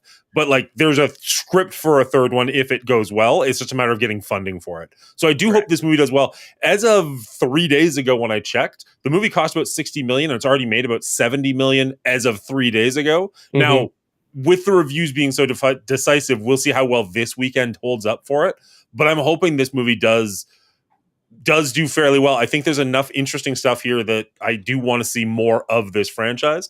But at the same time, I totally understand if you're going in there for like zombie brains, guts, all that stuff, you've got about 5 minutes of movie that is that. And then the rest of the movie is kind of lacking. That being said, it's set up that it could be that next. Sure. Yeah. The next movie is supposed to be about the evil that men do. Yeah, whereas this one was like the coming of age. They're taking care of zombies like left, right, and center. Okay, sure. I have a bunch of questions because there's some things that didn't make sense in this. Sure. Why did we have a pregnant zombie? Did the alpha impregnate her? I felt like that was what they were going for. He seemed aggravated when he found her dead. Mm-hmm. And he was chasing them down when he had the child. And he was chasing him down when he had the child, but he could have just been chasing him down because they weren't covered in iodine. They never explained the iodine. Why is that a thing? What's up with iodine? Why does that? That's new. He did say that the rage virus they didn't like it. Like it does. Yeah, he just said they didn't like it. But he just said they didn't like it. How did he figure that out? Like I don't know, I'd like a little bit more information than just this one-liner that explains this defense mechanism that they never actually use again. Right? Like he's covered in iodine for the entire time we meet that character, but we never get any more on it. Another thing I didn't understand. Why did these commandos ship land on the ocean, and what were they doing so far inland fighting the guys? Why were they dry if their ship crashed and did they take a boat? Like there was a lot of unknowns on that that just seemed like I think they out did of nowhere the guy was just there. I think they explained that too. So the ship ran aground, so it hit a rock or whatever. They got on a little dinghy. They tried desperately to not get on the island, but their boat went to the island, and so they ended up there. And he said, once you step one toe on this island, you're never leaving. Yeah. Right.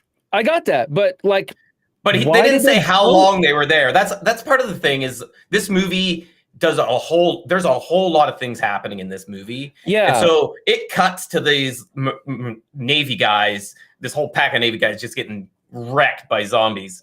Infected, whatever you want to call them. Yeah, why are they running through the halls? That doesn't seem like a very defensive location to set up. No, for sure. They would have to have known about the survivors in the camp. You'd think they would head that way, right? Like the outside world has to know. Like there's got to be some satellite footage or something. I would think. I guess I don't know. So they didn't explain why they were where they were doing what they were doing. That kind of bothered me. It doesn't need to happen. Maybe they can explain it in the next one.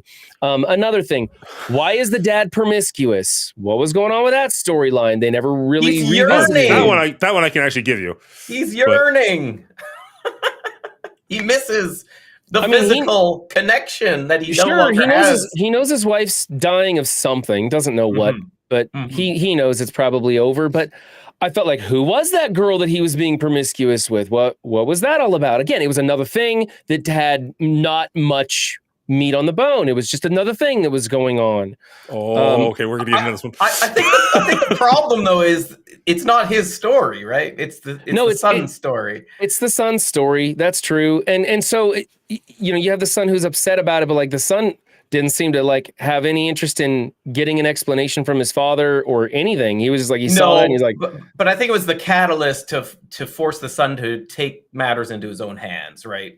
Like the whole idea is that Sure, he loses his attachment to his father. He can bounce. He doesn't need to stay for dad anymore. He's got to go rescue his mom because he knows dad ain't gonna do it. So that makes sense. But I just needed a little bit more on that. I would have, I don't know. I guess I was expecting it to go somewhere with that storyline, and then it just kind of left it. And like the military guys, they showed up, and I thought that was gonna go somewhere, and they ended up just all dying off, and that was that. And then you pick up the doctor, and the doctor's like, "Yep, you're gonna die." And the kid's like, "Okay, peace out. I'm going back to the camp with a baby." And he's left. Which one of these do you want an answer to? Because you're rapid firing, and I'm dying over here. Like, what do you want me to talk about? There was just so many things going on in this story, and none of it ever satiated me. None of it ever went anywhere. They just kept going, and then at the very end, the kids off with Jimmy out of nowhere. And I'm like, oh, there's Jimmy. It took an entire film to get back to the first character. Now I got to wait for a whole nother movie to find out the whole truth about Jimmy and why he's wearing a tracksuit and doing, Circus Olay huzzas in the middle of the woods against these rage-infected people. It's just very frustrated that I didn't get any satisfaction from this film. You good? You okay, Dan, tell me whatever you want to tell me, man. Help me out here with this. Maybe I could like this film a little more. Is there anything else, though? Like, just so we can get it all down, we can go through it. All the negatives down? There's probably a couple more, but... Yes. Right. We'll touch on those when you think of them. Yeah. Fair. All right, go ahead, Dan. Solve all his problems. I don't know if I can solve all of them. There's a lot there. There's a lot going on just then. Okay, so we see a couple of times in this movie that you always hear, or at least you see a lot in this movie, the idea that kids see more than they think they do. A lot of parents think that kids are stupid, and kids see things they don't necessarily see. In the kitchen scene, the dad is putting on a good show for him the morning before they go out. Like, I'm going to make you all this stuff. Here's some bacon that I found. And he's like, I'm going to go check on your mom. And he's bright and chipper. And as soon as he gets into the hallway, he kind of like slumps and just is like, like he is exhausted. He's putting on a show at best, thinking his son can't see him, but his son can see him in the mirror, right? Mm-hmm. We see that a couple of times where like the kid is more perceptive than the dad seems to think that he is. He is telling all the stories in the bar mitzvah scene where like the kid's becoming a man, and the kid's just like, that's not what happened. That's not what's going on. Like, why are you doing all this? And then the dad sneaks away with the girl, and the son is watching him do that. The son is seeing his dad for who he truly is, not for the person the dad wants him to see who he is. So the son is not only making this travel into being a man, but he's also doing it in a way that is more emotionally intelligent or more emotionally mature than his father is. Like, we see in a lot of ways the kid is the kind of person you would want your kid to be, whereas the dad is not necessarily the kind of person you'd want your dad or your child to be. So why does his dad sneak off with another person? Or who is that other person? It really doesn't matter. The point is just that he is moving on from his wife who is sick, that he has no idea how to save, if he can save her. He's probably sure that she's dying. There's no doctors around. He is doing his duty in the sense that he is looking after her. He is taking care of her, but he is emotionally moving on because there's nothing left there for him. There is a huge overarching thing in this movie where the mother's name is Isla, which literally means island. And she is, for all intents and purposes, England. She is sick. She is dying. She is regressing, just like we were seeing England do. England is sick. It is dying. It is going back to nature. There's a lot of scenes in this where you're seeing how much nature is taking over the island. We don't really see any animals abound. Yeah, there's no city in this movie. Like, it is just like nature shots, essentially. I think that there's a huge parallel between her and the island itself of England. And then the dad is kind of like the rest of the world. The rest of the world, as we see through Eric, has moved on. Like, they kind of look after England in a sense of like, they don't want to get the rage virus, but essentially they've moved on. They're doing other things. They're not really concerned about England anymore. They're not coming to save them. They're not coming to do what they did in 28 Weeks Later. No. And that's kind of what the dad is doing. He's looking after them in the sense that he's quarantining, but he's moved on with his life. Monitoring from afar. Yeah. So I think there's a lot of similarities going on there. And now I don't know exactly what the director or writer are trying to say as far as like what that means for England in the real world, like what the message they're trying to convey is. But I really liked that connection between what the mother is going through and what the actual island of England is going through. And of course, spoilers, the mother dies. And then we get the little baby who is this perfect, healthy baby that came directly from the rage virus, directly from the death and disease that has been plaguing them. And now it's Isla. So maybe England has a chance of being reborn, and maybe that's what we're going to see in the next few movies. Like, that is a way for it to grow healthy, despite the fact that it came from this awful, evil thing. Sorry, that was my... you know what? That all those things click into place and are actually amazing. And I think maybe this movie is just too smart for me. I think maybe I'm trying to attach to simpler ideas and things that, you know, the previous movie was working with. And I didn't come into this prepared for such deep analogies. Right. And I missed all of that. And I was focused on every little thing that came across instead of just focusing on that arc. And now that you've given me this arc to follow, I'm like, oh, whole kind of thing is like, oh, now I'm clicking. That's why they have so many pictures of like the flag blowing in the wind, of, in the first movie, we had the abandoned city all the time. This one, we have the nature overgrowing everything, the animals, wandering through, everything being foliage just taking over everything. I just thought it was a similar take as the first one, but now I see there's a whole premise to it, and I missed that because I was so curious over who the hell the mistress was. Yeah, right. But I think that's why. Sorry, Will, just one quick second. That's why I think this one might be better with multiple views. Because I think I will get more out of it the second, possibly even third time. Maybe I won't. Maybe I'll be bored the second time. Who knows? But that's my theory. Sorry, Will. Go ahead. No worries. But I don't think Brian is wrong that there isn't too much happening in this movie. Like, if you think back to 28 Days Later, it's very similar. It's got the family dynamic. Jim's learning what kind of man he wants to be in this new world that he just found himself in, and meeting these different characters who are experiencing this epidemic, world-ending virus in different ways, and who they come across affects how he acts. And this movie is similar, right? It's the kid's story and how he's learning to progress through this, and what he takes from his father and what he takes from his mother and what he decides to do with that and move forward with that. So there's a lot of like similar family themes and different family dynamic things going on as well throughout this. But I just feel like they also threw in, now the virus is evolving. So there's different classes of infected. The infected are now reproducing, like they have their own civilization blossoming, so that makes you question, okay, they're people. They're still people too. Should you be killing him? And that's where the doctor comes in. And the doctor is like a pacifist. He doesn't want to kill anybody. So when the monsters come raging through, he just incapacitates them briefly so that he can safely escape and continue his weird journey of honoring the dead, right? Like, there's just so many things in this movie, but they come at such a rapid pace that it is hard to keep up. And if it's not the movie you're expecting, it's very easy to fall out of it. And I think that's a problem with the movie in its script, in its writing, because it's just so much jammed in to this movie that you have to be like just fully invested to catch all of this inner meanings, deeper meanings, like where it's going, where it could be going. And I think it is problematic in that way.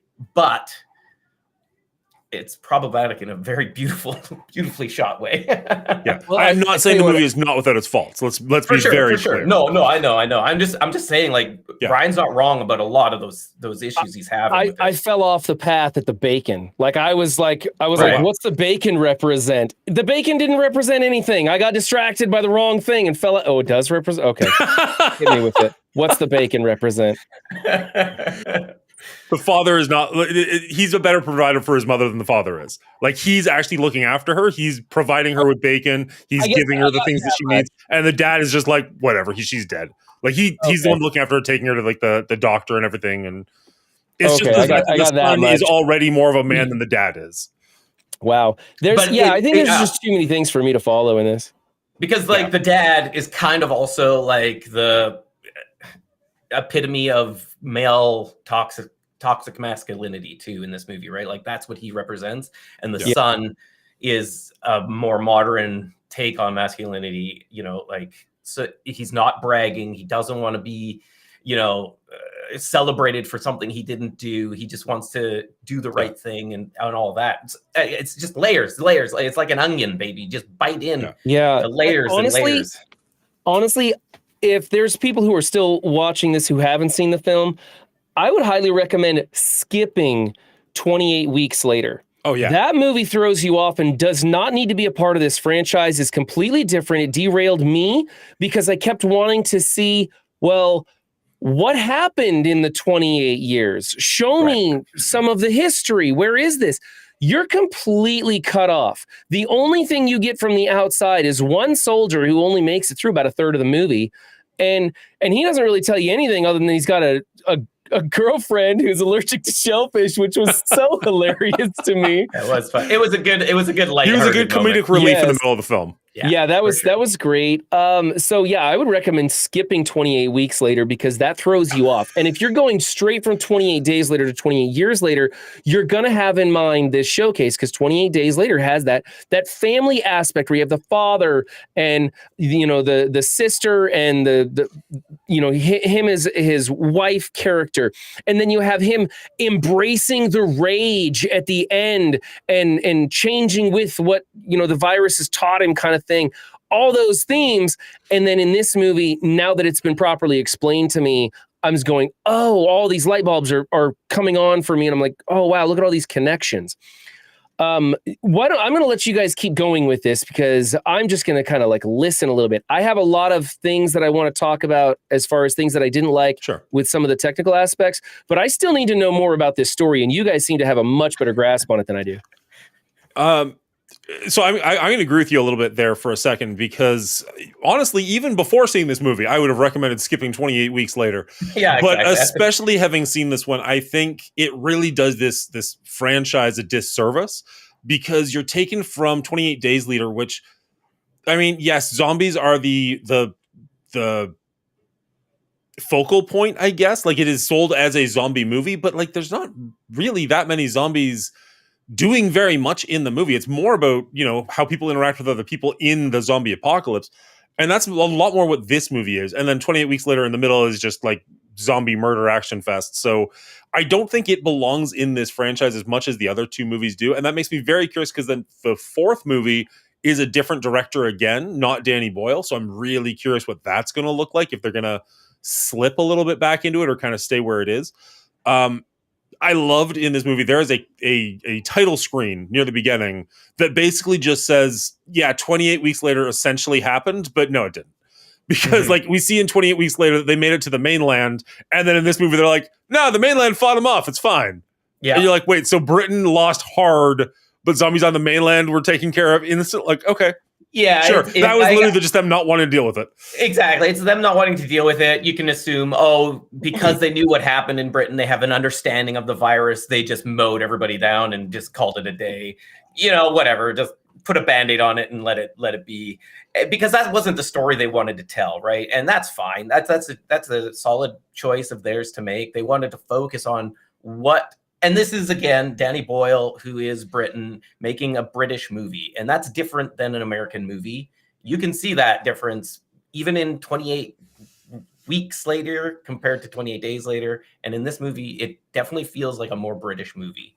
It's got a different vibe. It got a different feel to it. And they want it to be British-centric, I feel. And that's their agenda, and I'm down for it. I like watching something that's a little different once in a while. All right.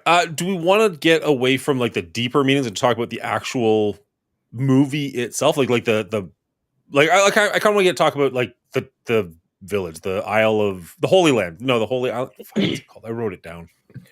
Well, I got a few more things. The Holy Island, Lindisfarne. I'd like to touch on a few more things. Okay. Why the Statue of Bones? I get that he wants to remember the dead and remember that we die and, remember that you die, but also be happy about the life that you've lived or whatever. Remember to live. Remember to live. Thank you. Memento mori. But why all the bones? Are they going to go somewhere with that? Is there something else? Or is it just a really cool statue, really cool visuals?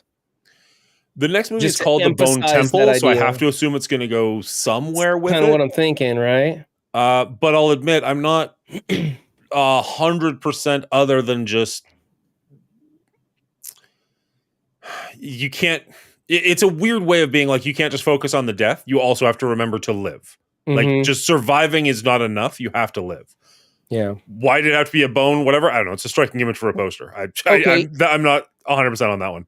And we Although I wiped love the image of him mat putting his mother at the of- top. Yeah, we wiped the mat of 28 weeks later and just kind of did away with that and in a few lines of dialogue. And I'm okay with that. I was happy But for they it. I had laughed a in the theater.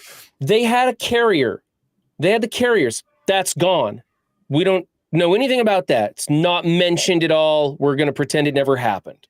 Right, like the carriers that don't actually That don't be actually. affected.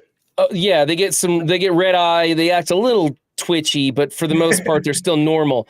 Right. And then the other thing is we have evolved the rage zombies, for lack of a better terminology here. We now have alphas. We got the fatties and we got the fast movers. Why? The crawlers, I think The crawlers are, well, they were bloated. I don't know. Yes, They were bloated. You're not wrong. Yes. What did you think of that, Brian? What did you think about I the liked it, evolution? but I would have liked to know a little more history on it. I would have liked a little more reason. Like the doctor could have said just a few lines like, I've been observing them evolve over the past 20 years or something. And I would have been like, okay, at least they mentioned that they have evolved since the first movie. You know, I don't need like a whole I don't need like a whole movie on how these guys came about. We had a movie where they created carriers and they said, nope, that idea sucks. And they just wiped it out. And I was okay with that. But this was a good idea. And I would have liked a little bit more on how this came about, or at least recognition that we're not getting the whole story about how they came about. I would have liked to know for certain whether that pregnant woman was impregnated by her rage tribe or if she was a pregnant woman who turned. Right. You're right. I don't know. I'm also curious to find out, is that little girl going to be immune? Right? We've seen that in other, we've like, right. The Daywalker from Blade, right? We've seen that. Ellie from Last of Us. Yeah. All those movies. We've seen that. So obviously that little girl's going to be special in the next film. Just like Jimmy's apparently going to be kind of special in the next film. And we just didn't get enough of that. And so, I'm curious about these things. There was just a lot of things that they didn't give me enough on. And I would have accepted for a line of dialogue that said, hey, we know we're not telling you everything. That would have appeased me. But I felt like I feel stupid for not understanding what's going on. Right. Sometimes I feel like they're treating me like I'm stupid. Now I feel like I'm not smart enough to go into that theater. Yeah. I definitely feel like Samson got her pregnant. I think would so be too. surprised if she was a regular person that got turned that late in her lifespan or her pregnancy without getting just obliterated by by a rage virus, by a alpha. And he seemed to stop and pick her up and have some sort of an emotional moment there, like, you killed my wife and stole my baby. And I get the impression that Samson Dr. Iodine. Dr. Kelson has been living in peace with these people. Like, he said, like, oh, Samson showed up like 3 years ago. Peace, yeah. Well, like relative peace. Yeah. He's an Whereas observer. when they're in the basement or in that little like hutch with the baby in it, like, he is not letting that go. He doesn't just leave. He like is ripping the ground apart to get to them.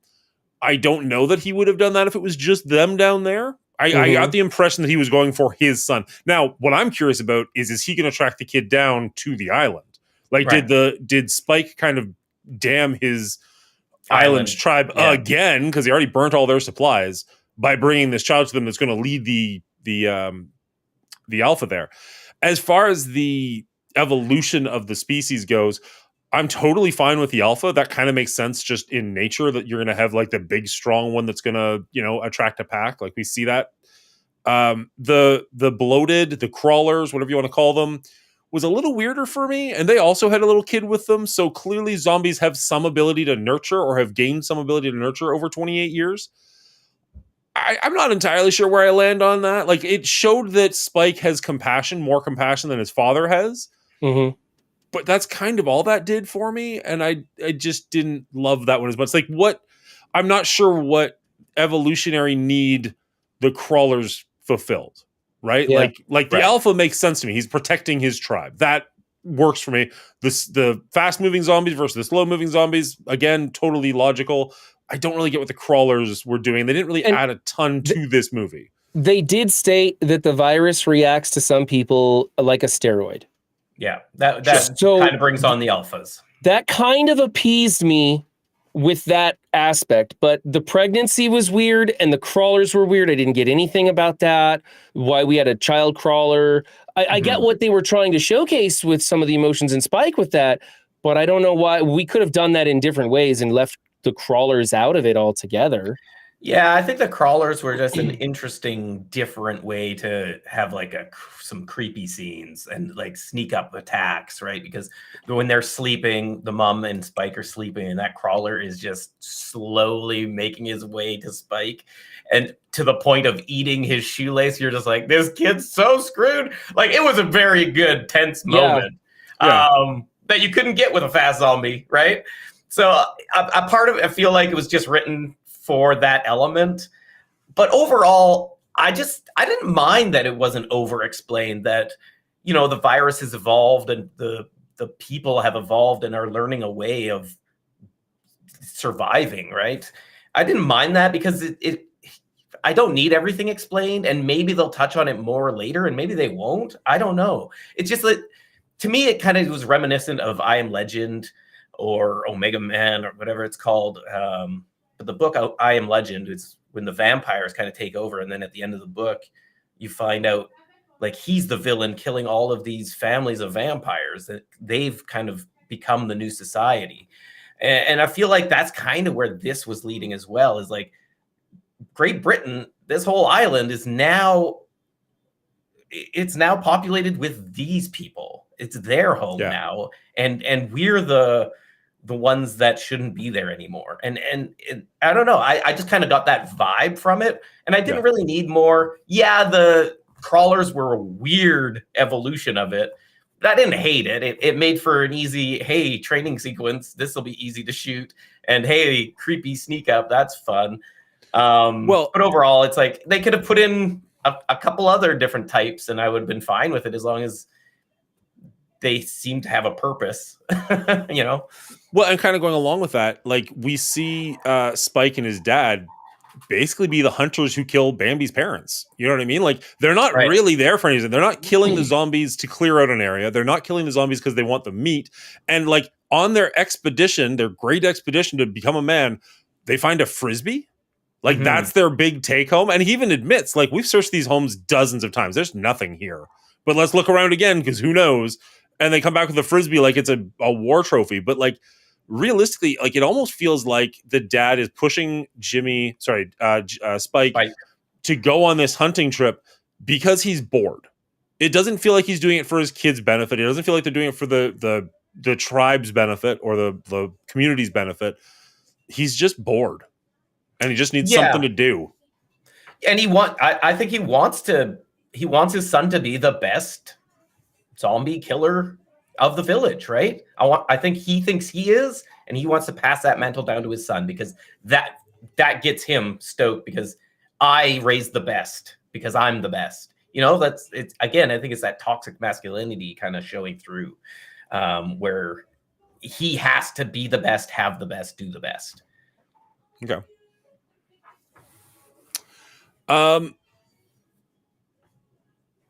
What did you guys think of the gas station scene? Hated it. I didn't love the execution of the gas station scene, but I did love the throwback to 28 Days Later with the hell sign. Yeah, So I did. I liked what they were trying to do. I think they executed it really poorly. I think this is one of the scenes that looked the worst with the gas floating in the air. I know that they really wanted the audience to understand that the flammable gas was above them and they were down on the ground. I get that. It looked terrible. I kept thinking, we can see that the gas is floating up above clearly because it's like this bluish green gas floating in the air. And why don't they get down and crawl underneath it instead of choking on it constantly? That bothered me. I, like Will said, I loved the writing on the side. Hell, that was great. There was some other writing there too that was kind of, I remember it being kind of clever. I don't remember what it said, but there was some other stuff there too on the gas station that was interesting. And then the guy opens the hatch on the roof. It's like, how'd he get on the roof? He acted like he was setting up a booby trap. I'm not really sure. He used the muzzle flare to ignite the gas. It seemed complicated, like needlessly complicated. It didn't look good. And I think they could have done this in a better way. But it was a cool explosion, I guess. So, all right. I agree. It kind of felt like, oh, we need something Hollywood in this movie, so let's get this big explosion, fun CGI scene, and that's how they'll meet this, military guy, and then we can kind of, after that intense moment of will they survive, they can, chill out and have some jokes, which the jokes were fun, but the lead up, I didn't love it by any means. Fair enough. I didn't like the gas ball. Or the fireball, I guess. Yeah. Because even if heat rises and the gas is above you, like that is still an intense amount of heat. And they walked out of there. They weren't like, their hair wasn't singed. They weren't hurt in any way. I'm like, I'm pretty sure you're dead at this point, but okay. Cooked to a crisp. I mean, they were molten. Yeah. And they were standing. And the humans were perfectly unharmed, just coughing from what they breathed in. Mm-hmm. I can kind of understand from your perspective, you can see that the blue haze is up here and they can just get down here. But like when they're walking through it, they're at eye level with it. So maybe they couldn't see the difference. And like, we know that in a fire, you get down and crawl underneath the smoke. Maybe they just haven't had that kind of, that's true. Haven't had that many problems in their society. They're not trained for that kind of stuff. Like the entire scene is about Eric telling him like, this is a delivery driver. And he's like, what's a delivery driver? Oh, it's something from the internet. What's the internet? Like he just doesn't, he was raised in such a different way. I'm not justifying it in that scene. I think this was actually one of the weaker scenes with the fireball explosion. I did like the hell callback because when we see it in 28 Days Later, and maybe I'm just making this nonsense up, I don't know. When we see it in 28 Days Later, it's upside down and it's like, it says hell, but it's kind of their salvation. Like it's them escaping hell. Exactly. And this time we see hell right side up and it's kind of like them going into hell.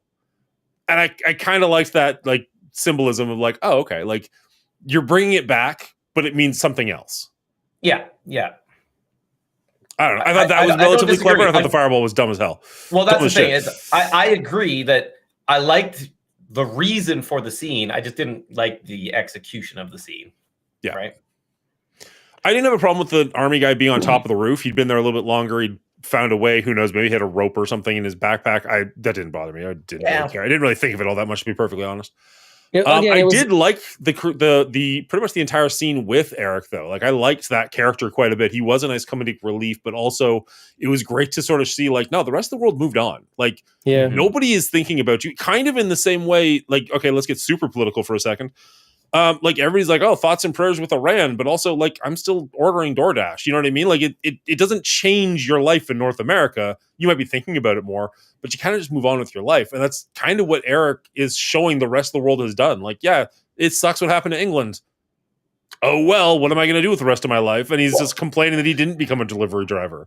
And on top of that, it also kind of showed that the rest of the world doesn't really care what's going on here because he is doing a job guarding this island, making sure quarantine is had and maintained, but they really don't have any idea what's going on the island whatsoever. He is very clueless. He just knows that nobody can leave and these guys are like crazy. That's it. And anybody who's living there, they're done for. Eventually they're going to die. Yeah. But he doesn't know the inner workings or how far it's come or anything. So like, even if there are people who know that, they're not passing it on to those who are guarding the island. So that's interesting, like how lazy the world is on actually like doing anything about this. Yeah. It's Brian, kind you of- mentioned earlier that you're like, oh, how they must know the people living on the island. And I'm like, I don't think they know anything. I don't think they're they paying care. any attention whatsoever. It doesn't seem like that, and that would make sense if that is the case. And you know what? There could be political aspects there where those in the know are trying to suppress the information that there is a survivors camp thriving there, because maybe they're wanting to set this up that they're going to firebomb the entire island for real estate later in the future, and they're going to sterilize it. You know, which is kind of surprising that that's not something. I'm shocked that was they haven't yet. Yeah, Mhm, so mhm. maybe that's in an upcoming film, and they're going to be like, hey, they want to sterilize the entire island and do away with this virus so it could never be again, and that way they can have the property rights or whatever. I don't know. It just seems like that would be a thing that might happen. It feels like an interesting concept for a movie to just leave them entirely alone and let them grow on their own. But in the real world, I can't imagine that they just leave something the size of England and be like, it's fine. Like, I have to assume it'd be more like 28 weeks later. They're like, no, let's bring in a team and like start clearing them out. But I don't think they'd be trying to save survivors. No. I imagine if this is the real world, it would be just like maybe not nuclear, but like firebombing like napalm everything. The grass will grow back. Let's just go on. Which country wants to dive in on this new land claim, right? Yeah. I mean, countries would pay good money to use it as a testing site for their For arsenal. anything, absolutely. Yeah. So anything that's not permanent, they just firebomb everything. I don't know. We talked a little bit about the cinematography in this film, which I thought was amazing. It was so over the top. It was incredible until it kind of made me a little bit nauseous because I couldn't see what the hell was going on sometimes. A little bit too much shaky camera. It felt like a lot of the times when there was shaky camera, the only thing I could see was a penis waggling in my face. And everything else was just, I couldn't see. You focus on what you wanted to. I think that's, it got a little frustrating because there were some times when it was just like right in somebody's face. And I was like, or like when they were talking about the guys starting the bonfires. And I was like, if they don't show me what's over that hill, I'm going to walk out of this theater, because there were so many times when they talk about something and you'd see the periphery or you'd see a shaky camera scene, or, you know, you just couldn't tell what was going on because it was too dark. It was a little frustrating because I wanted to know more. This whole movie kept me from understanding everything that was going on in completion. And the cinematography did the same thing. It hid a lot of things from me to a frustrating degree. And so I'm not going to say that it was bad. I just think it wasn't for me. It was too much sometimes. Beautiful scenes. When they had the big scenes of like the angel, the aerial shots, the cantaloupe going over the herds, those are so amazing. I mean, so many of these shots were incredible. But whenever there was like an action sequence, it felt like they were saving on costume design by using a shaky cam scene where you couldn't tell what was going on. There were very few scenes where I got to get a real good look at the rage zombies. One of them was the pregnant chick walking through the water, and she did a pretty good job of the little hitched walk of hers. But that was like it. And there were some bloaters that I saw that looked really cool. But for the most part, you were never able to look at them. Like the train sequence when Samson's chasing him in the train. That was just his penis. That's all I could ever see. I'm sorry, maybe I was focused on the wrong thing. But it was very shaky. I couldn't tell where they were going or where they popped out of the train or what the distances were. I just couldn't figure it out. It was frustrating. Fair enough. Okay, so there's one scene specifically that I want to ask you about because it was very dark and you couldn't really see what was going on, but I think it was one of the best scenes in the movie. And I thought, one of the best shot scenes in the movie, which is where they're running across the bridge at night. There's no light pollution because there's no electricity anywhere. It's just them running across the bridge. And all you can really see is like the splashes in the water from them and the splashes in the water from not Samson, but the other alpha just chasing them.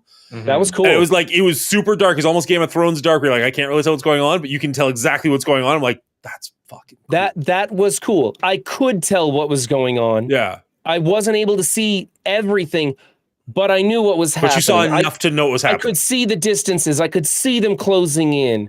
And combined with the excellent scoring of this film, really raised that intensity right up until the big arrow hit that guy in the chest and brought him down. That scene was incredible. I was on the edge of my seat. That was very well shot, and I liked it. Other scenes, I think they were trying for similar stuff, but I couldn't really see what was going on. Right. I don't feel like number one hater of shaky cam. We know this from 28 weeks later review. I didn't feel that in this movie. I don't know why. Maybe because it was used sparingly in those tight, like I remember seeing shaky cam, and it was usually like in the train car or when they're running through the house trying to get up into the attic. The house up to the attic was good, and I didn't mind that at all. Right, that one was used just the right amount where it made me feel claustrophobic, and they were in tight spaces. The train was well lit, I guess, and so it being shaky, I saw how shaky it was. It was like a little too much for me on that. Yeah, I wonder if it's that there were less action scenes, so there was the shaky cam you're seeing so much less, whereas weeks later, was almost entirely action after a certain point. So it was just shaky cam for like an hour and a half straight. Yeah. I wonder if that, because I'm with Will, I didn't bump up against it nearly as much in this movie.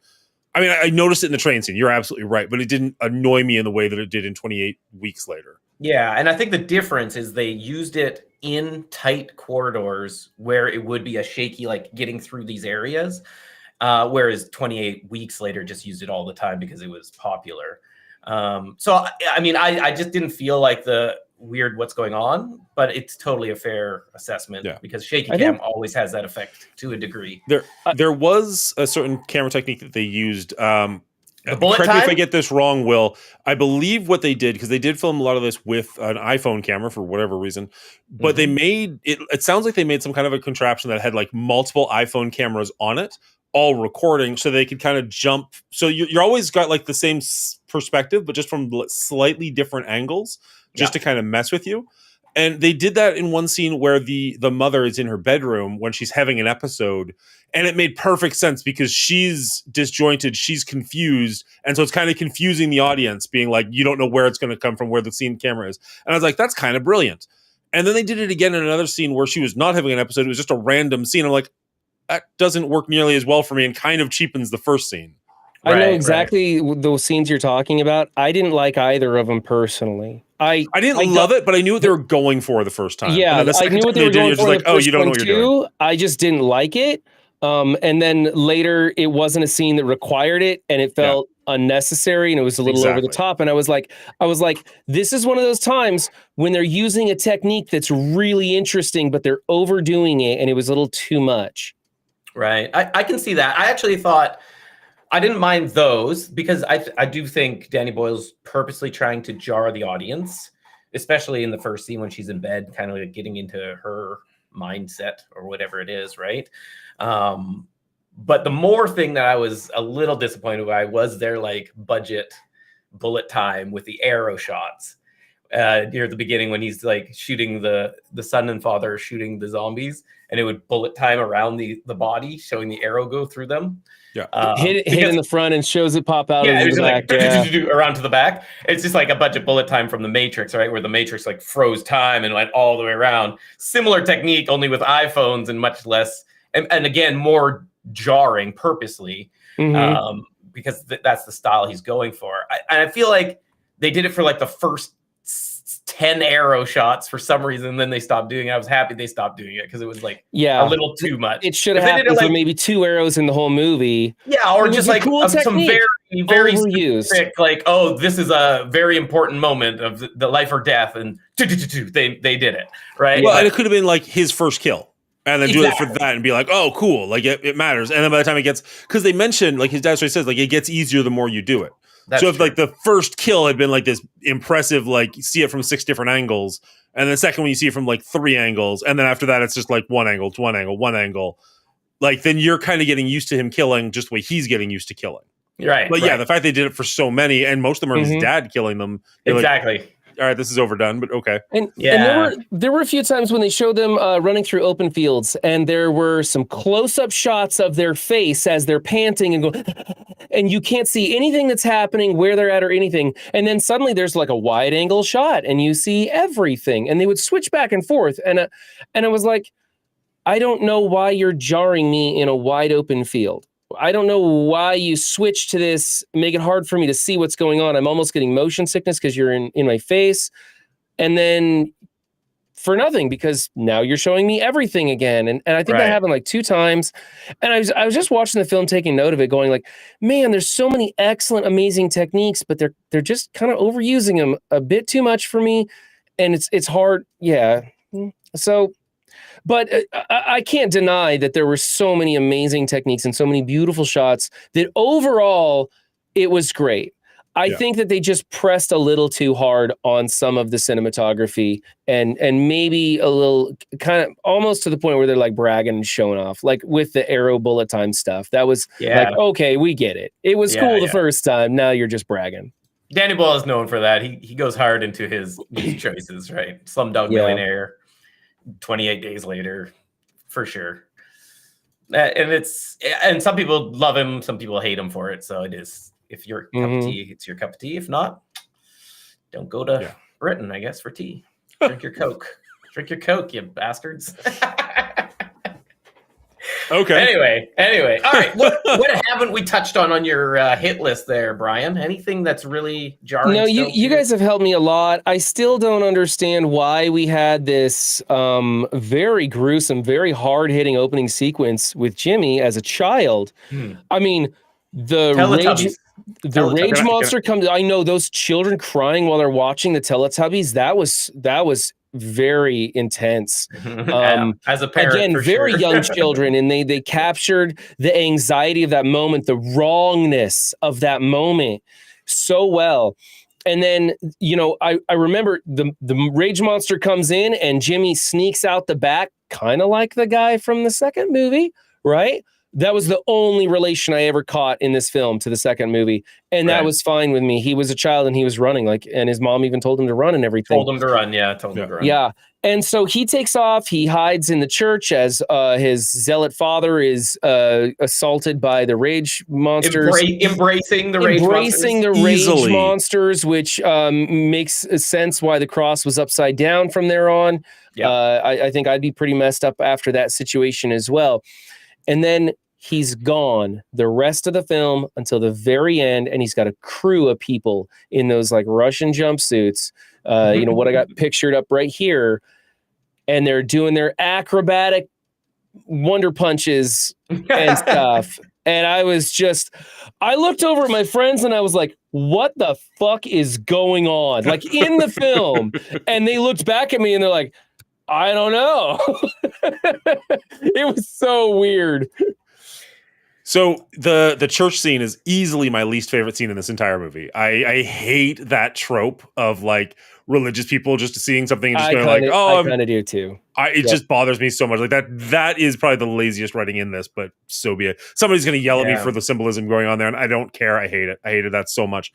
Why is the opening scene so violent? Because I noticed like this is the most violent this franchise has been almost. Like it is the most gruesome in that opening scene. And for me, I think it's because the movie is bookended with Jimmy's story, and then most of the movie is Spike's story. And I think that that's incredibly on purpose, because what you get is Jimmy as a small child surrounded by his blonde cousins, brothers, sisters, whatever. He's watching Teletubbies. They know something's wrong. Like they're crying as they're watching it, but this is probably his last happy memory. Right? So he goes very quickly from his world is fine to his world falls apart brutally as he watches his, again, siblings, cousins, friends, entire family getting murdered in front of him. He watches his mother getting murdered in front of him, telling him to run. He runs to his father for comfort, the church for comfort. And his father is like, nah, this is great. This is exactly what I want. And so he even runs and hides from him. And that's all we really see from him is this massive childhood trauma that happened to this tiny little kid. We then get to Spike, and we have Spike's story, and Spike has been raised in tranquility. He's been loved by his father, his mother. His mother is sick, but overall, he has a happy childhood this entire time. We even see at one point when he's about to go on his hunt, he picks up his toy Power Ranger, looks at it for a second, and puts it back down. He is leaving his childhood behind, and he knows it. He's choosing to leave his childhood behind, not being forced out of it like Jimmy. Exactly. Yeah. So you've got the entire story of him. I think Jimmy stays in his childhood. That's where I'm trying to get. Yes. Yeah.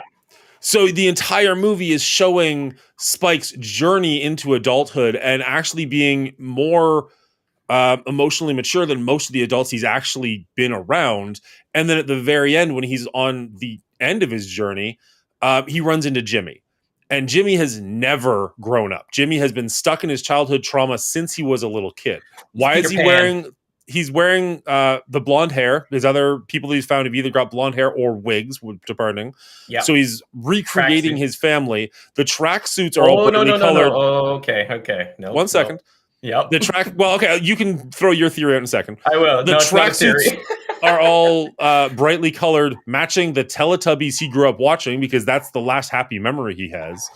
And you see them jumping around and fighting in a way that reminded me, at least, of the way the Power Rangers fought on television. I was going to say Power Rangers. They're fighting like the putties do. And even the background music at this point is incredibly jarring and loud, but it's the Teletubbies theme song.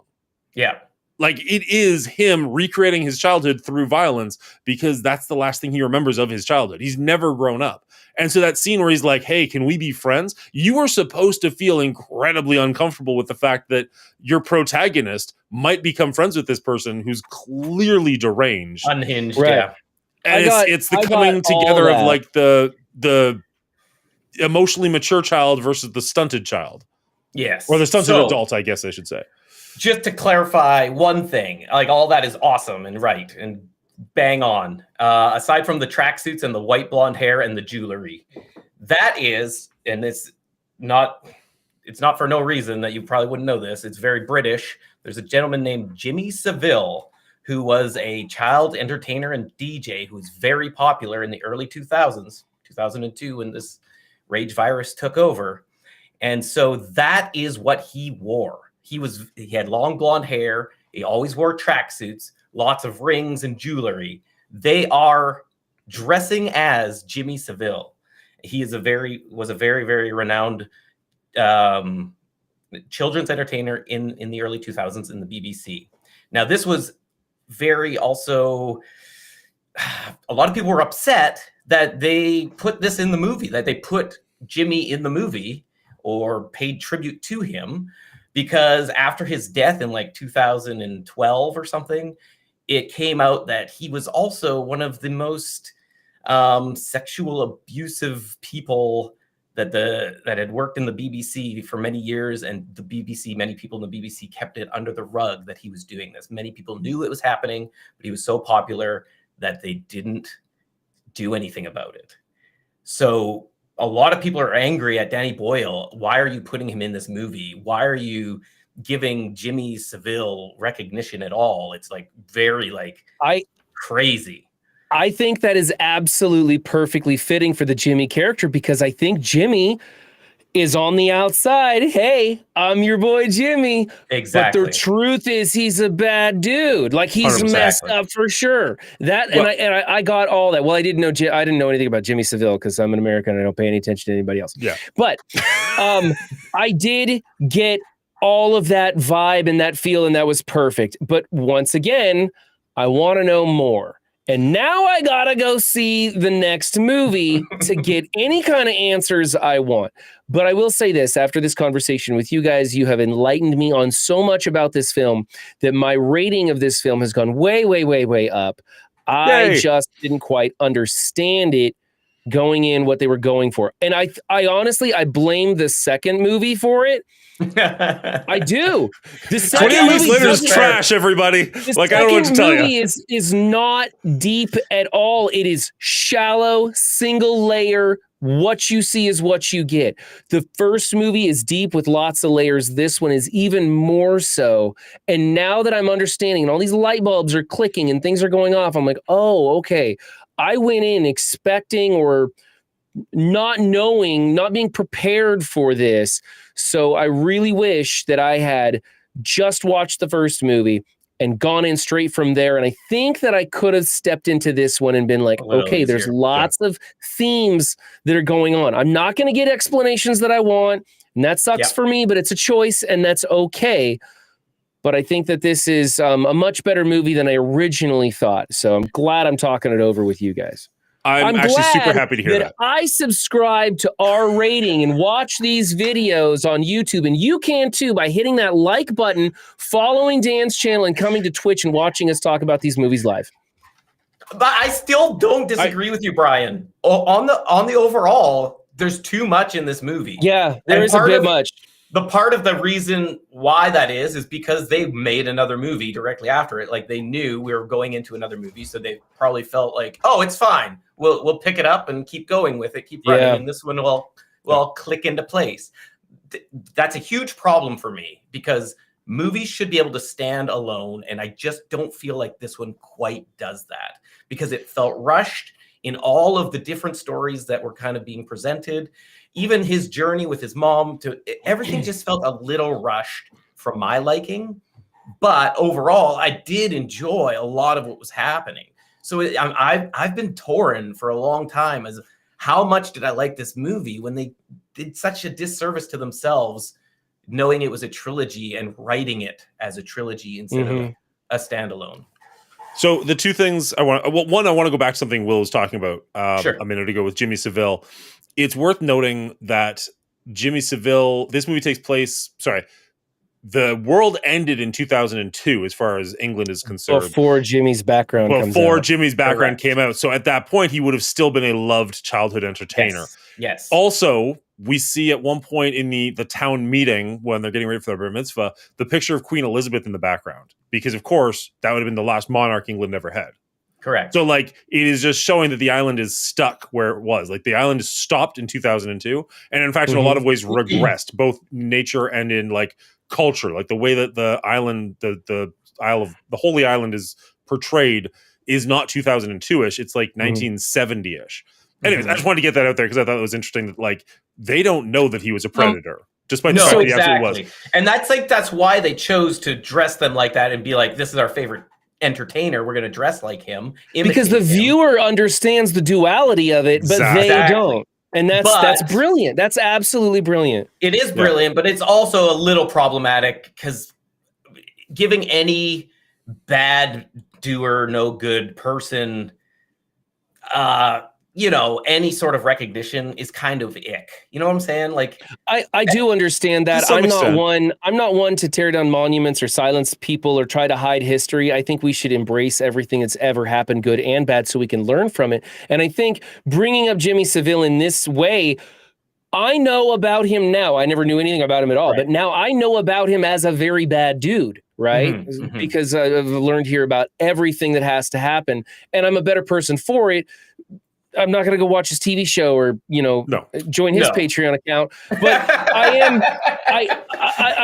now know about the bad stuff too. And I've learned from it. I want to go back. There was the party, the coming home from hunting party, the bar mitzvah. One, I didn't really like how they were flashing parts of the party or building up to the party while they hadn't quite gotten back yet, because it didn't make sense until they got back and you realize, oh, those were some flashbacks of them making it there. It was a choice, and it was another one that I didn't like. But there was like a little girl and maybe a little boy that was wearing this weird mask in there, and I didn't understand what that was for, what that represented.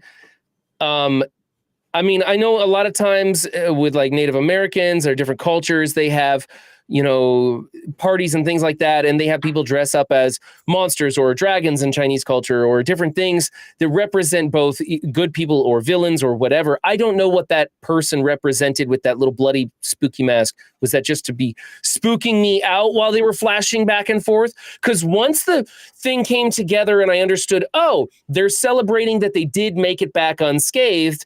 This is a party. You never saw that person again. So I don't know what they represented at the party for the people there. I felt like it was just a spooky thing they were throwing in. I don't have an answer for what the cultural significance of that mask is. And I don't mean this to sound rude. Unlike you, I don't need an answer to it. Like, it was just kind of interesting imagery, and it's kind of showing that their culture has evolved in some way, and I don't need them to spell it out.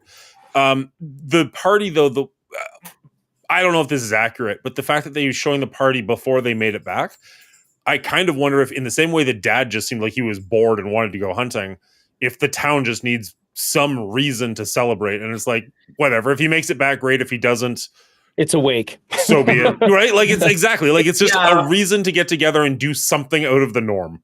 For me, I think, to me, the mask was like, it showed when they were training the kids with the bows and arrows, they had the stuffed things with those kind of masks on. Yes. So I think they just represent the infected, and the kid was wearing it.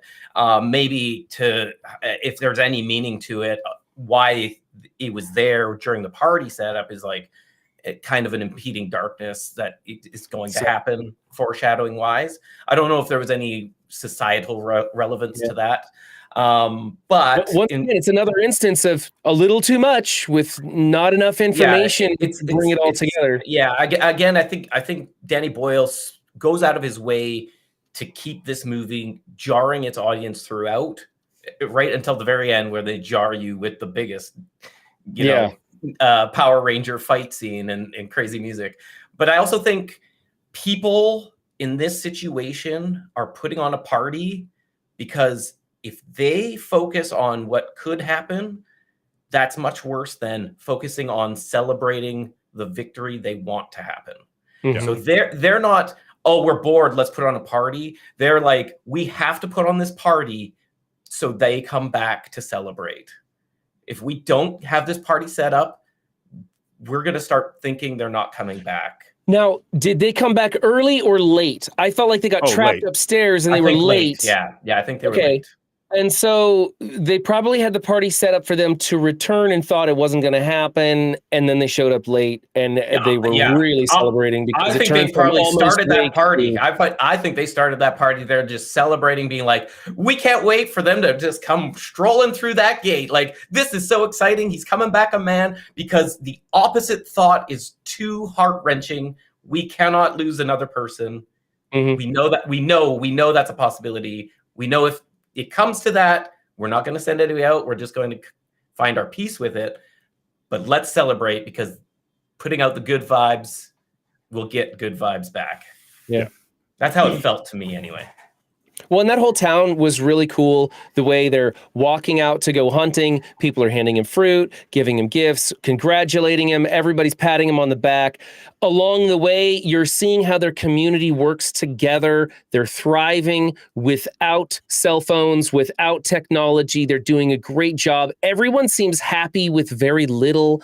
It was a very kind of a Zen, a kind of like a Buddhist almost thing going on, where they're surviving and they're very happy, and most people would be miserable there, but this is their life now. They've accepted it, and they're all working together for the betterment. It was a very positive area.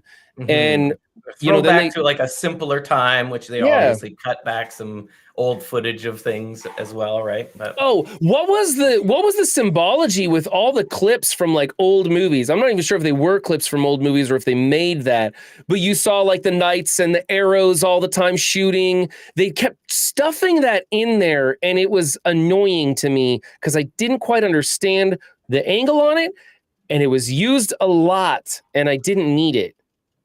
I have my theory, but I'm curious to hear what Will has to say.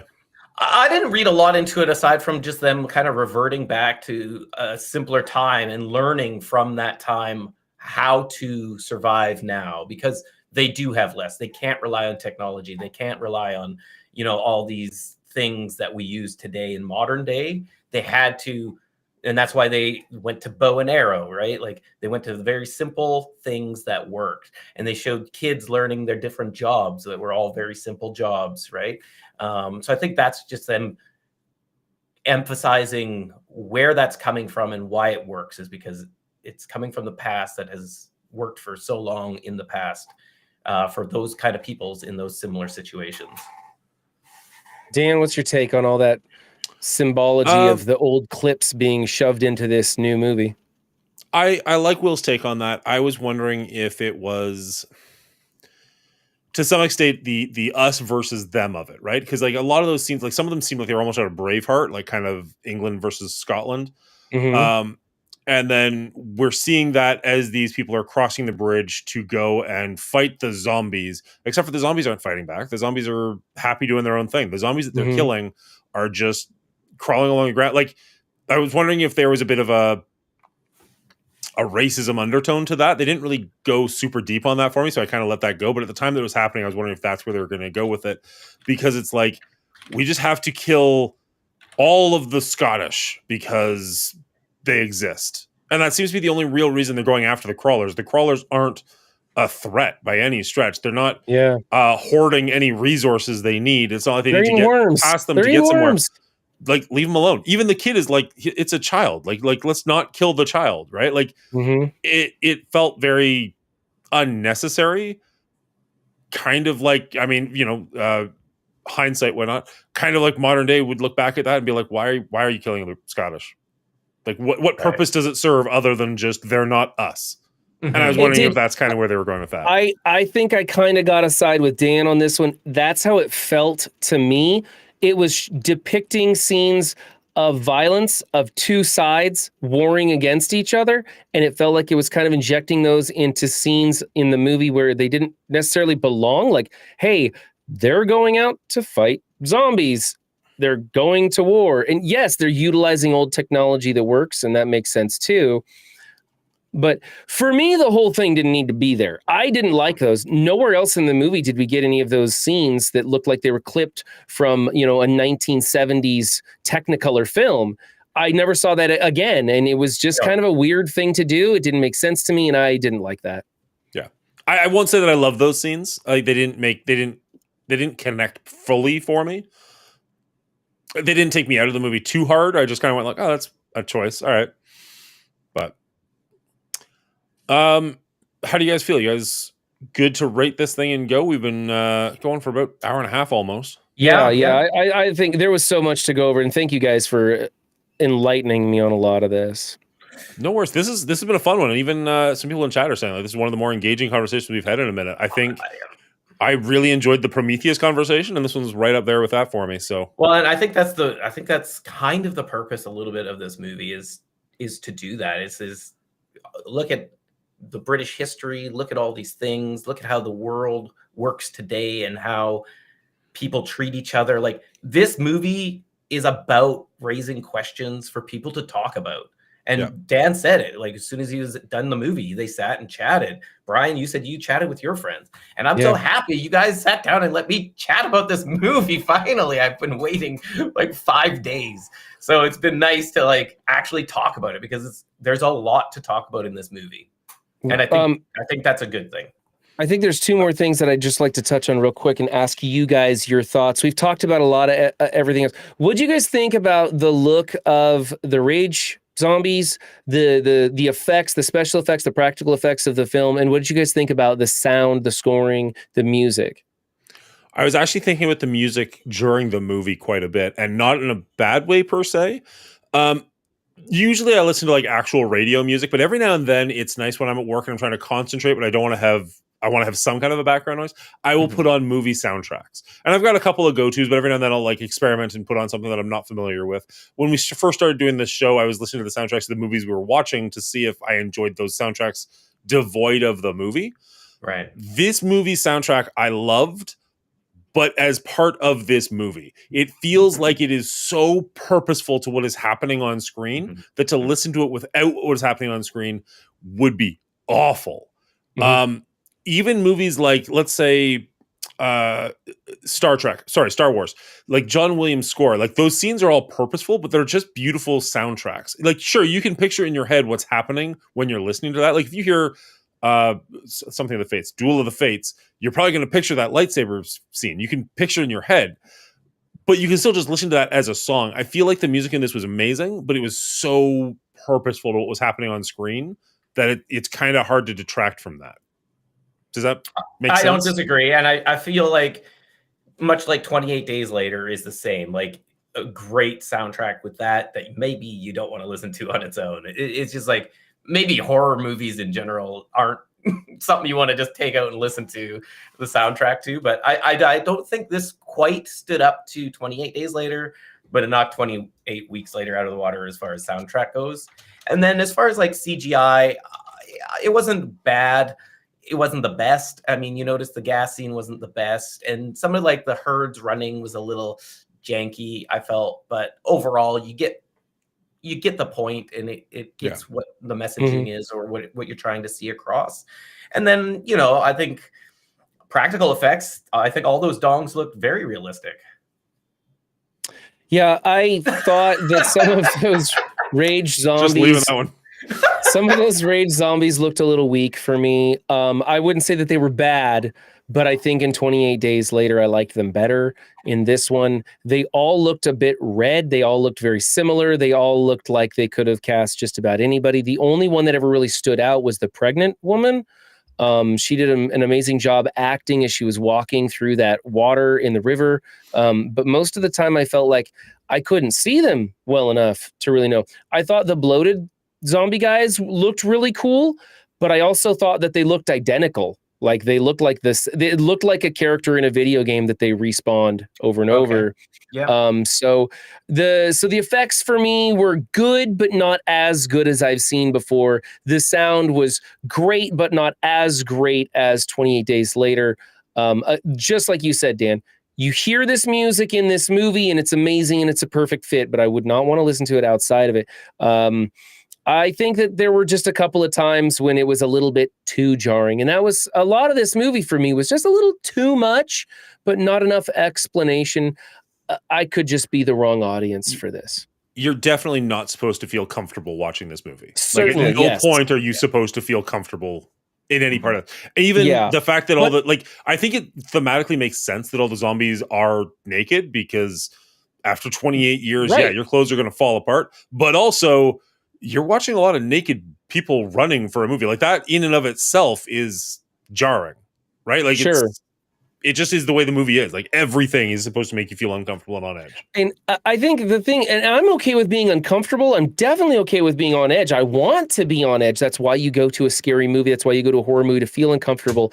I was frustrated. That was the feeling and sensation I got throughout a lot of this film. And that's what took the fun out of it for me. That's one of the things that brought down the score for this the most for me. And if you're ready, Dan, I'll give you my score.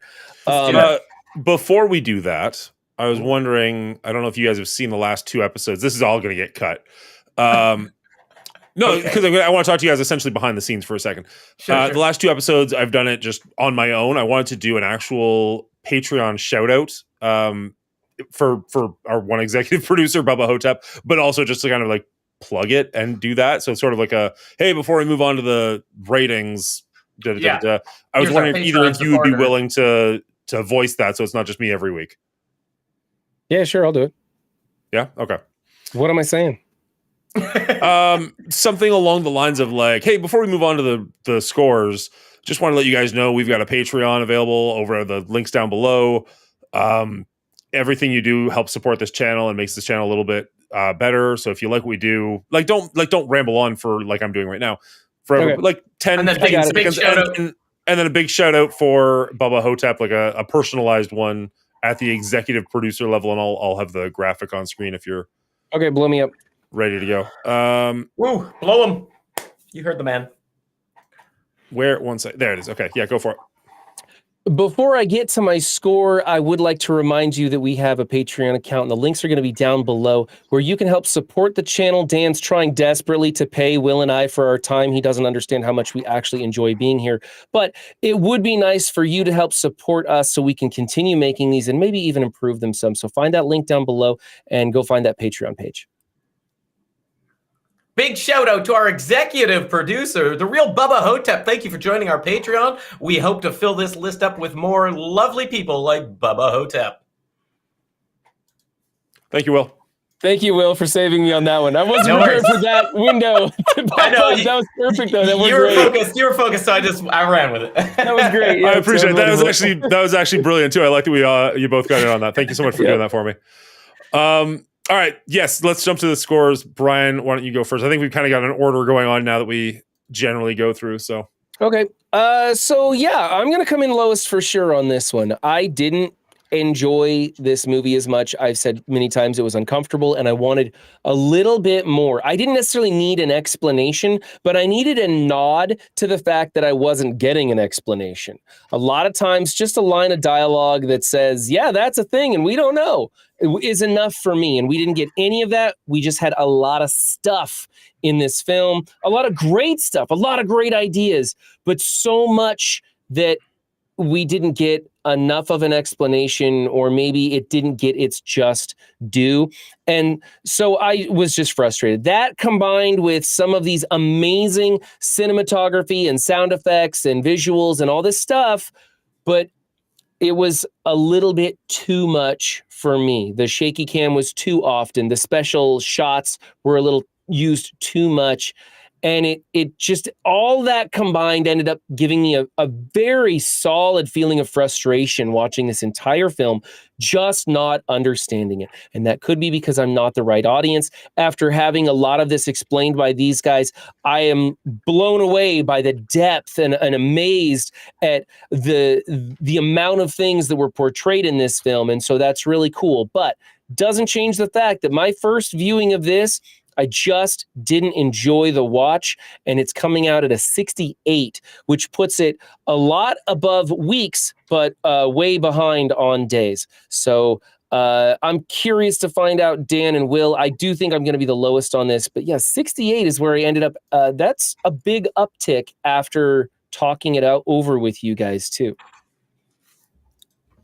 I'm super curious. Do you know what the score was before this conversation? Yeah, 63. It came. Okay. That's the highest swing I've ever had in a movie after discussing it with you guys. Nice. And that was just because I was amazed at how much stuff I missed in those themes that I wasn't able to grasp onto. And is it my fault for not understanding, or is it the director's fault for not making it clear to me? I don't know. It's a little bit of both. No, I don't think so. I think unfortunately, it's your fault. Although, if you're going in with a different mindset, that does affect how you perceive the movie, right? I think if I would have watched a few trailers, if I would have seen the movie poster, anything to give me any idea of what I was getting into, I could have caught on. But I was coming straight from 28 weeks later, expecting a continuation, and them to give me at least a bit more saying we didn't like 28 weeks later and we're going a different direction. They didn't really do that. We had like one line that said, yeah, that didn't really happen. They had a title screen that pretty much said that exactly. I know, but is that enough if you're coming in to that movie, right? Yeah, it's a tricky balance. Reading between the lines, that's exactly what I took from that, is Danny Boyle being like, F that movie. I guess I didn't read the title screen or something. I don't remember the title screen coming through. Not the title screen that said 28 days later, but there was like the black screen that was just like, in the years since the zombie virus, blah, blah, blah, blah. The zombie virus did make it to the mainland, but the mainland pushed it back, so only England is like the only takeaway from the second movie, and that one screen was just like, fuck that. Okay. Anyways. But again, I don't know if it's enough to be like, oh, my whole perception of what this movie should be is changed now, right? So yeah, and you got to remember that I don't know the difference between Britain and England, so that's not going to help me too much. Fair. I did kind of like that so there's a lot of sequels out there that literally just disavow the movies in between. Like when Halloween, I don't know, I don't watch the Halloween movies, but like the newest one came out, it was just like, this is a sequel to Halloween 1. Nothing else has happened between those two. Right? And like, it's just straight up ignoring history. This one's saying like, no, 28 weeks later technically happened, but we're rewriting it so it didn't have the effect that you thought it was going to have. And I kind of like that. Like, they respected that it was there, but also no. Anyways, moving on. All right. For me, this is going to be an interesting one because I thought from a movie making perspective, this one was fantastic. I thought the acting, we didn't talk nearly enough about it. I think pretty much everybody was firing on all cylinders. I loved Ralph Fiennes' character in this movie, and I was so happy they didn't kill him so we can potentially see him again in the future. I really thought that Alfie Williams as Spike did a phenomenal job for this being his like second movie ever, and he's a very, very young actor. Aaron Taylor Johnson did a great job because you don't like him and you're not supposed to, but he came across as believable for who he was. But Jodie Comer, I thought, did phenomenally well as Isla. She was really, really good in this movie, and I really liked all the scenes with her in it. Even Edvin Riding, the military guy, was only in it for a short amount of time, but had a huge impact on the film, and I thought that was incredible. I really liked the acting in this one. The sound design was super purposeful, but I enjoyed it in the film that I was watching. The cinematography overall, I didn't have the issues with it that Brian did. There was some shaky cam, but it was used sparingly enough that it didn't bother me. And scenes like the Bone Tower, which I wish... Brian says he wanted to watch a trailer beforehand. I wish desperately I hadn't seen the trailer beforehand. I would have loved to have seen that Bone Tower for the first time in the movie, but so be it. It's on the poster, so they It clearly was don't want pretty you to have that cool. reaction. But the running at night, I thought was just absolutely perfectly well done. I thought that was so cool to see, just the splashes in the water by starlight. I thought that was incredible. Now, where this movie falls apart a little bit for me is the plot. I really enjoyed it. I thought there was a ton of things you can take away from this, but most of them you have to dig pretty deep to get to. And as I said, I watched another podcast on this, and I was talking with friends about this, and that really helped me discover all the things that I liked about this. We just had an hour and a half episode where we helped Brian discover things about this, but that's to say that you don't necessarily watch this movie and come away with all of those things on your first view. I'm super excited to watch this one for a second time and see what I get on the second try, but for here and now, I've only seen it once. I can only comment on that.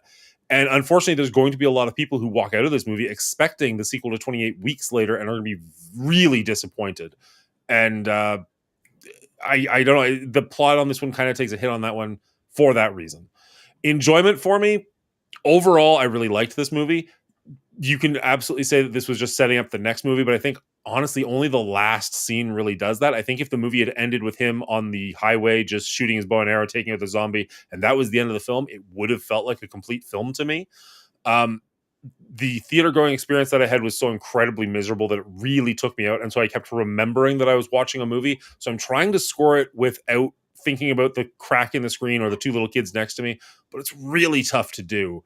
So again, I cannot wait to see this one again. I gave this one an 81, and honestly, it might go higher the next time. Sorry, I rambled on quite a bit there, but No, that's fine. You hit the points we needed to hear. I thought it was good.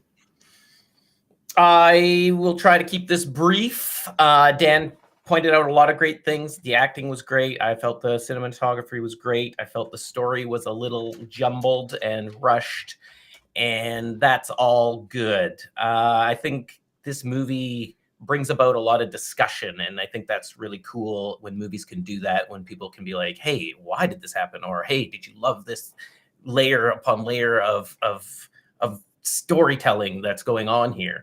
And I think you have to separate this from the 28 Weeks Later, because this was written again by Alex Garland, who wrote 28 Days Later. He's written movies like Ex Machina, Annihilation, Civil War, all very kind of heady movies, very multi-layered stories and things like that, are talking about bigger issues. So I went into the movie knowing probably that's what it's going to be, and not just your run-of-the-mill zombie movie. And I feel like that's a little bit on the audience's fault if they are going in thinking this is just going to be a run-of-the-mill zombie movie. That's a little on them, but to their credit, it is coming off of 28 Weeks Later, which was exactly that. So it is a weird, twisty-turvy kind of area there.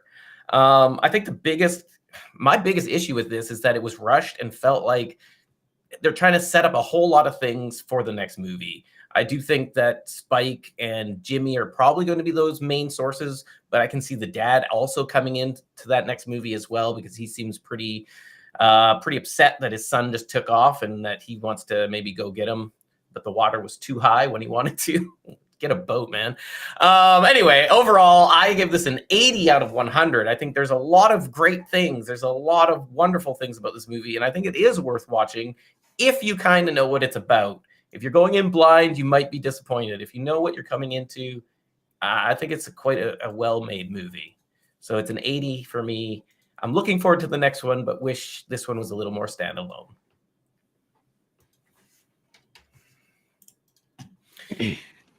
sorry about that. No, Cool. Okay. I was so not nervous, but just really curious going into this one, because I was like, if I was to guess, I would have said Will would have liked this a lot more than I did, and Brian didn't like this very much at all. That was my guess walking out of the theater, and then the more I thought about it over the week, I'm like, no, maybe not. Maybe we'll be a little bit closer. I'm not really sure. And then coming into the day of this, I'm just like, I'm just so excited to talk about this. So now, Dan, we have two special guests, right? You invited the two children from your viewing to give their review of the movie, right? Let's cut to that now, shall we? I wish desperately I had something prepared right now, because I would absolutely go to like technical difficulties as like the screen just being like, nope. Cut. Don't bring your children to this movie. Just don't do it. Oh, it was like even walking, honestly, Just like show walking a in, clip because I walked from- right past them and it was just like looking at them. I'm like, what the fuck are you doing here? Like, it was just like, you're what? How? Oh, we weren't allowed to get into R-rated movies when I was that age. What the fuck? Sorry, Brian. Go ahead. Just show a clip of like those kids going nuts at the Minecraft movie. As soon as Will says that, just show that clip of the like chicken jockey just losing their shit in the theater. I couldn't Oh, like. man. Here, 1 second. Brutal. Let me zoom out a little bit. Like the one kid, I can't do it because like they're in like we have reclining seats, Mhm. right? So he's like padded and I'm not padded, so I'm gonna hurt myself. But like he was Even better. seriously just like the entire fucking time. Oh, But like more so because he had padding to bounce up again. So it's just like, are you gonna seriously talk to your kid right now? Like, what the fuck? Like, even just be like, yes, kid, he's got a dong. Like, it's fine. Yeah, every You dong do too. swing, he was just Oh, I laughing. hated it so much. Anyways, And just so you know, the dongs were all prosthetic. There was no real. yeah, it was dong showing purposeful that in it the was that movie. huge. It was purposeful that it was that huge, but I was they gonna say- they legally couldn't film with the nudity because they're filming with a 12-year-old child on set. Oh, interesting. I didn't even think of that aspect. And if he's Yeah, the I just one that assumed he put the wouldn't be there. baby in there, the baby should have just fallen out. Jesus. Wow. Should have just been Oh. dangling by the cord by the Okay, third wh- trimester. So why Wow. was she able to go up to the woman and do hands and help her through the pregnancy? I don't have a good answer for you, but my only what did thing that would even be represent? hormones mess with the woman's body so much Yeah, that they maybe just it's the probably threw her off hormones. whack. Maybe like giving birth like overrid the rage, and so there's a moment of just Welcome to pure three dudes who focus. don't know shit talk about pregnancy. We'll talk about movies in general, let's be Yeah, honest. When was the last exactly. time we talked about something we knew about? Talk about physics and space through aliens movies. Like, oh, that's not how that ship should work. I thought it was an interesting idea. Like, could it have been fleshed out more? Again, yeah, there's so much of this movie that could have been fleshed out more. yeah. But I like that there was that moment. have a It dong, was you had a dang. interesting. And then I also like that as soon as it was over, she was immediately just back to raging. Like, all right, Well- let's do this. No, she passed out for a bit. Like she was knocked yeah. out for a little bit, and then she Right. came back in. No, for sure. But it wasn't like it cured her as well, right? Like, no, she was Sure. still this tribal infected person that's raging all the time. I don't know. I didn't hate it. My Hey, girl likes to raging all the time. Another thing I raging all didn't the understand in this film, they're asleep. The bloater is chewing on his shoelace, and somebody takes it out. Yeah. and then you realize it's the mom. mom, Mhm. Isla, whatever. She took it out, and then she doesn't remember taking it out or didn't or act. I don't know. She doesn't know what's going on most of the time. Her maternal instincts kicked in long enough to save her son, but she's out of it. She's gone. Okay. That's how I read. Again, a lot of jarring things that maybe could have had more to them. Yeah. But they kept up the pace of this movie, man. It was going. It was going. Sorry, just getting the scores ready to go. You're welcome, dingoes. There's been a couple people who had some weird intros to this show. I mean, spoilers were up for a long time. I took them down at the end Okay, there, but- okay. We'll Yeah, you stop never know spoiling. what you're gonna get here on our rating. I'm so confused. Yeah, for this one, the movie for me, like as far as like breakdown wise, like acting was high, direction was high, genre was a little low because I don't know if it's really a horror movie. It's like a coming of age story for the most part, right? It's not built on the horror scenes and gore and killing. There is that, but it's not like over the top as far as I'm concerned. And the writing, The I opening think, scene was just a little pretty rushed. gross. Oh, for sure. Yeah. No, for sure. That's true. But it didn't seem like that. It's not, to me, it doesn't come across as a horror movie. Sure, I would agree with Yeah. that. And we didn't have There's any horrific of the, things in it, but it is Correct. Yeah. Correct. We didn't have any of the zombies throwing up blood on people like we did in the first and second movie. They just didn't do that in this Yeah, one. except for did they not except do for that? the intro. Yeah, I was Oh, gonna that's say, true. did The they do very that in intro. Yeah. Yeah. But again, that was I think that that's was partly 28 years earlier. exactly. I think that's part of these are now a tribe of people. They're not like this rage infection thing that's like driving people crazy. Like they're actually living and breeding and becoming their own weird little society of people. And so I think that's the point of why they went 28 years later, is to like show that this whole thing is just evolving into something different. And we'll see where that goes, or maybe it won't go anywhere, but it's just an interesting concept. And again, because it's Danny Boyle and Alex Garland, I think they don't want to be predictable. They don't want to be just like 28 Days Later. They didn't want just another zombie movie. And that's why we didn't get another zombie movie. This is certainly one of the most thought-provoking films I've seen in a while. I mean, look, we have talked about religion and politics, societal structure, family structure. We've talked about pop culture references. We have talked about so much that this movie brings and bubbles to the surface when viewing it. It really is an impressive film. I'm not denying that or taking away from that. I just had such a bad experience watching it that I couldn't reach those things my first time through. And a lot of times, I'm very curious. Are you ever likely to revisit this, or are you just like, no, I'm good? You know, I may rewatch it again. I wouldn't pay money to go see it again, but I think I might rewatch it again just before I go see the next one. That's what I think I will too. Yeah. And we'll see how I feel about it then. I'm so curious to see the second time now that you're like, oh, this actually raised my score. I'd be very curious your second score. And I think it's very warranted why this, like, if you guys look up the reviews, like it is hot and cold. A lot of like movie critics really enjoy the movie. A lot of audience scores are relatively low. Like audience scores, I think, are on par almost with 28 Weeks Later. So it's like, I think people just were not expecting what they saw. And did people like 28 Weeks Later? I know we didn't, but did the audience? I think overall, well, I don't know. I think that's split too a little bit, because I think a lot of people are like, yeah, this is the zombie movie I wanted. And a lot of people are like, well, this isn't the 28 Days Later that we got before. Yeah, right? So I feel like they've been kind of divided throughout, except for 28 Days Later. I think everybody was kind of like, that's pretty cool because it was new and fresh. 28 Days Later, I don't think there was too much disagreement. For me, 28 Weeks Later was a crap film that I enjoyed watching, where 28 Years Later was an amazing film that I didn't enjoy watching.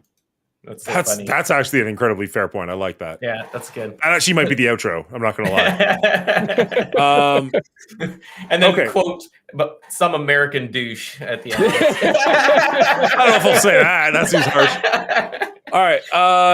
I was wondering if maybe you could help me out again, Brian. Can we possibly do a second take?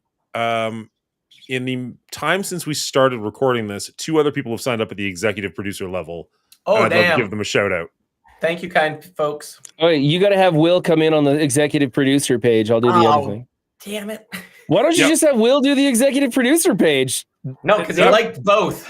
Oh, that's a good point. You did. Yeah, you did your thing. Yeah, it'll work. It'll work as a standalone. Just have Will do the executive producer page. You can see those names, bud? I sure can. Dino and Elder JM990. What did I say? Something like, and a big shout out to our executive producers, the real Bubba Hotep, Dino, and Elder JM990. We thank you so much for signing up for our Patreon. Your support is so kind. We appreciate it greatly. Thank you again, our executive producers, Bubba Hotep, Dino, and Elder JM. Cheers, bud. Appreciate you. And I appreciate you guys for signing up and helping us out. Yes, thank you very much, you guys. My stupid commercial voice, it doesn't sound good at all, but we do appreciate it. I think if you guys are cool that we can switch that up every week so that we're constantly changing it. But I like that we did that live as opposed to me just like, oh yeah. Like I think I actually blew Will's eardrums out last time after we ended going live. We were talking. I was like, fuck. He dropped the F-bomb huge. I meant to do that live. Yeah. No, it's all good. Thank you so much, you guys. It's so kind of you to even think of supporting us. Even coming here is just so nice.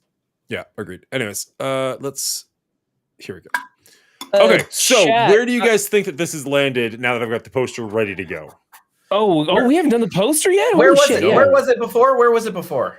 It was sitting at a 70. I had the lowest score. Will had the highest score, and Brian was in the middle. Yeah. So it's got to have gone up maybe a point. It might be at 72. I'm thinking 74. We now have a 3-way. Oh, just killed Dan. Just kill Dan. Which I'm not too mad about. We now have a 3-way tie. 72 Aliens, Predator, and 28 Later trilogy is all neck and neck at 72. Wow. That's kind of wild. But again, I feel like it's two fairly good movies and one kind of offish movie, whereas Aliens has so many movies up and down. It's hard Predator, yeah, it just averages out a little lower, right? So if this trilogy continues to uptick, we could have a Dollars trilogy runner here. I apologize. Can we do that again? That was so freaking bad. What, you just killing yourself? Yeah. Well, that's kind of really like good. the whole thing just looks awful. I'm thinking about having how am I going to edit that because the camera's moving all over the place. I'm like, this is terrible. F this. Yeah, do whatever you want. Just All go right. do it right now. All right, and with that, the 28 Years trilogy has actually managed to creep up and have a 3-way tie with Aliens and Predator, two franchises that we were big fans of, meaning this is also in pretty good territory. Now, there is another movie coming out for this in, January, we said? Yeah. So might be able to overtake those franchises or fall flat. We'll have to see back then. But for right now, I'm pretty happy with where this is sitting. What about you guys? I'm not happy. I think Mad Max is better than this. I don't think it outpaces Jurassic Park by any means, but I think that Mad Max is better than 28 Years Later trilogy, whatever. So, and seeing it tied with Predator and Aliens, I think that's a mixed bag because those films have a lot of films in their trilogy where 28 has two good ones, one that's not so great. It's kind of interesting as well, though, because Dan says he's kind of happy with this, but he's given us the lowest score on this trilogy so far. Oh, no, Brian, it's brought way down by weeks. I know. But if you remove Weeks, this is in the 80s for me. I know. It's just an interesting how it looks from that aspect, right? And Brian's like, he doesn't like it, but he's like bang on the average of those other movies right now. And then I'm bringing this movie up to make everybody unhappy. Bringing the trilogy up. I want to say... I gave 28 Days Later a pretty high score, so... that brings it up quite high for me. This is a tough movie to rate because I can recognize the quality in the film. Mm-hmm. Just wasn't my cup of tea. Well, and it was tricky for me to think through as well, just because there was so much to this movie, and I had no real way to talk through it until we are discussing it. So it's just like I was thinking about this movie for the last 5 days, just constantly, being like, oh, I really like this. Sign of a good movie. Yeah, and that's and overall, that's why it does get a pretty high rating for me because it just promotes discussion and has a lot to it. But I just don't think it executed always at the highest level. And that's totally fair. And that's kind of the whole point of our rating. Is at the end of the day, it doesn't matter if it's a good movie if it doesn't hit for you. Exactly. Cool. That's going to be the outro. All right, that's our rating of 28 Years Later. But what's yours? Leave a comment down below. I'd love to hear what you have to say about the movie. Did we get things right? Did we get things really, really wrong? I'd love to hear what you got to say. We record this live over at twitch.tv/The Mongoolie Show on Thursday nights at 9 p.m. So you can hit over there and hit the follow button if you want to be part of the conversation while we're recording this. But if you made it this far in the video and you just want to hit like and subscribe on it, that'd be greatly appreciated. So I see you in the next one. I think that's a pretty solid episode, to be perfectly honest. I'm going to be editing that tomorrow because I've got the next like couple of days off, and I want to get this out as fast as possible because the YouTube is already like blowing up with discussions about this, and I want to get in on it as soon as possible. Like a part of me is like, I kind of wish we did this last Thursday, but yeah. Oh well. I think you got to redo those thumbnails that you were looking at. I think we need something catchier that's a little bit more. That's what I'm asking, and you're just like, yeah. I'm like, that's not helpful. Well, you said which one do I like better, and I was like, they're both okay. I think maybe something that's like that when somebody sees it, the thumbnail showcases that there is a lot to discover in this film. Right. Or there's a lot to discover in the review of this film. I am something always along those open lines. to interpret or to compliments. That's not it. I mean, I am Interpretation. No, that's what I was gonna say. And that's not what I actually mean. When you help somebody out, when you like offer suggestions, I'm always open to suggestions. Oh, okay. And I think like you had that one like was this movie too smart for? Oh, what the hell did you say? You had one that was too smart for its own good, or too smart for its own good, or something. Let me see here. You had one. More brains than zombies. Too smart for its own good. I like both of what they're insinuating there, but I want rather than that it to be a critique on the cover, to do something that piques the viewer's interest. Been like, you're not going to believe what we discovered talking about this film, kind of thing. Where people want to click on it to go find out, because we talked about a ton of shit. There were so many layers of this film. There's some good stuff in this debate about this movie. And we also had, me being such a low score, you guys being such a high score. There's a range in here of how it could be viewed. Dan, you had a terrible experience watching the film, still came out with a great score, So I haven't been to a theater in a long ass time, had a good experience in the theater, and still came out with a fairly low score, although it did improve a lot after discussing. So I just like to see something that, piques the viewer's interest when they see that. And so they're like, yeah, I want to find out what the hell was going on when I saw that film. Yeah. Maybe just like, let's ride the dong or something like that, No. Or that shock value gets clicks too. Dicks get clicks. Clicks for dicks. You could just have like that should be the name of this show. 3 dicks. Clicks for dicks. Have just like a zoomed up shot of Samson, but just a big black rectangle. No. It's Mongooli's head upside down where his package would be. I'm not calling you a dickhead. I'm just saying your head looks dick. It didn't sound like that at all. No, he's saying your face looks like a ball sack. I'm just thinking you have the largest head of all of us. That's all I was insinuating. Uh-huh. That's all I took from what you said, too. Sorry. Wait. You did say you encourage suggestions, right? I'm not getting that wrong. You shouldn't open that door, Dan. What was I thinking? It's all good. Something with nudity in the title. Guess who was in the theater just like this all while they watched the movie? It was me looking at dongs. No, here you go. More explanations than you can shake a dong at. That's gonna be your line right there. So we get them both. There's dicks, and there's a whole lot to discover in this film. Oh man, something about no, I lost it. Damn it! Somebody said something in chat. It just made me think like do it like it's a like an ED pill or something like. The rage virus grow 4 inches and.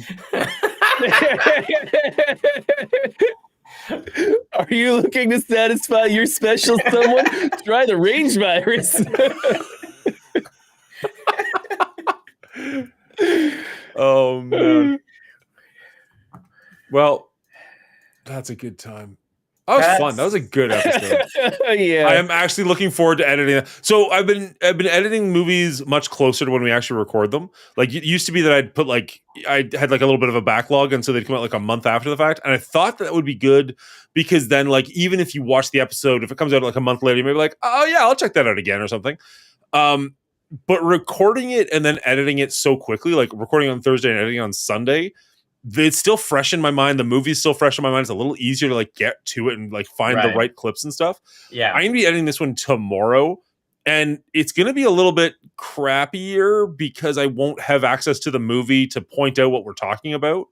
So I'm gonna be able to, I'll just try and do the best I can with still images from the internet and like the trailer.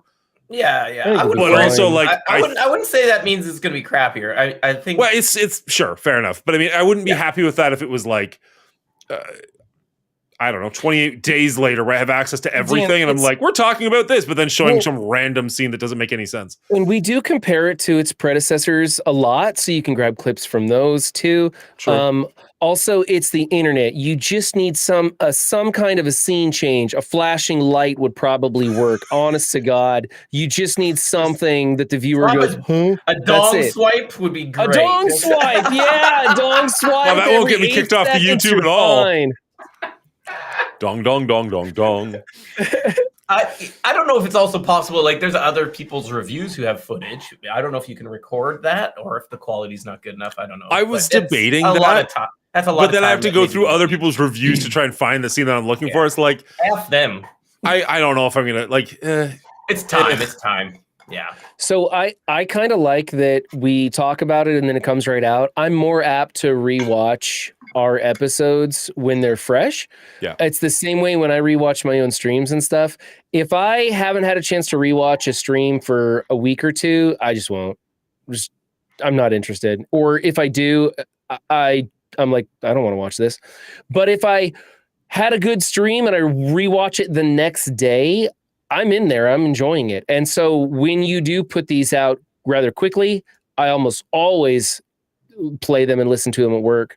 Whereas other times, some of the others, I'll see you post it and I'll just be like, oh, that was from like a month ago. I'll get to it later or something. Then I just never end up getting to it. Right. Okay, fair enough. Oh, yeah. All right, gentlemen. That's it for me. Yeah, we pushed late on this one. I was going to stay up and play some video games, but it's now 10 p.m. my time, and I do have to get up somewhat early tomorrow, so I think I'm going to call it. I'm not gonna lie. I was thinking the exact same thing. I was like, I'm gonna play some Space Marine afterwards, and I'm just like, it's 11, and like I'm gonna get up in the morning with my kids, and then I will be streaming in the morning. So I think I might just call it for now and plan on doing some Space Marine in the morning. Be fresh, yeah. Be fresh. So thank you all for hanging out with us. You're all amazing for being here. I hope the people who did stick around have seen the movie, and we didn't just ruin it for you. But damn it! Maybe we saved it for them. Maybe we saved it for them. Maybe they'll come into it with a better appreciation, or at least knowing their eyes wide open, so they know what they're seeing. They know what they're getting themselves into. Who knows? Either way, I'm looking forward to editing this. This will be fun. It makes me excited for the next one, just so I can talk about it with you guys. So yeah, the next chapter. I love that the next one's actually not that far away. I know. I'm worried that the third one might not happen now, though. But it's not really. Oh, the third one. Yeah. Who directed the next one? It's not the second director, and it's not Danny Boyle. I don't remember. No, it's I think it's somebody I've heard of. I want to say. So it's somebody new to the franchise, though. It's not Danny Boyle. Okay, correct. And then we don't know. Though. I think Alex wrote all the trilogies, the full trilogy. I think it was Alex Garland writing it, so that will be a through line, which is nice. But I don't think the directors are. Director is Naya DaCosta. I don't recognize. What else have they done? They Candyman in 2021, The Marvels, Little Woods, never heard of, Hedda, Night and Day, looks like relatively new. So we'll see. Not a good sign. The Marvels, I hated that film. That's fair. Well, let's hope the writing holds. I'll say that I didn't hate The Marvels, but I'm not. That it doesn't fill me with confidence going into the next movie. Let's say that. Yeah. She wrote and directed the Marvels. Oh my! All right. Well, at least she didn't write this one, so that's good. Yeah, we'll see how it goes. But anyway, I'm out. Bye, everybody. Bye, chat. Thanks, everybody. Bye. Cheers, guys. Bye. Do I want to play Space Marine? I kind of do. should Do go you? to bed. Do you? No, I'm gonna go to bed. All right, let's raid this out, and we'll be back first thing in the morning. So, okay, so Will, you are kind of playing Marvel Strike Force, just doing like a video. Are you doing like a video or just hanging out on chat? No, I don't do videos. Come on, get out of here. I'm just checking. No, that's probably a good opportunity to do such a thing, but no. Tomorrow, I think we're playing some Dead by Daylight with a few people. Okay. I think wanted to jump on and play that. I haven't ever played it. I've had it downloaded forever. I caught it on a big sale at some point a while ago, and now people are playing it. So I think we might be doing that tomorrow. Who knows? It's Friends Friday. Anything can happen. If I'm around for that, I would love to join you guys. I enjoyed it. So we played it, I don't know, like a week ago with 5 people. So we were in the voice chat with the killer, which was weird, but it was fun. But the problem is then you can't level up or do anything. So we played it with 4 players so you could actually level up and do that. And we got destroyed because we don't know what we're doing. And the killer did. Comparatively. Yeah. That makes sense. But it should be a good time regardless. Yeah, so. I'm looking forward to it. I always like the idea of like the teams and like everybody against one person. That's a fun little concept. So we'll see. Thank you, Nice22. I appreciate the compliment. Let's see. Who do we... Yeah, it's about time someone in chat was good to us. I just, you know what? Like Bubba Hotep says, good show. Awesome. I greatly appreciate it. I talk to Bubba Hotep on Discord like 8 times a day, right? Like it's just I'm not as familiar with Nice22, so that's really cool. Appreciate it. It's always good to see chat support. I love it too. Thank you so much, everyone. All right. We're gonna raid out to Lex Lethal. Oh, Lex is good. He's good people. Good night, chat. Cheers, everybody. We'll see you in the morning or in the evening for Cleaning Agent stream. Either way, have a great night. We'll catch you.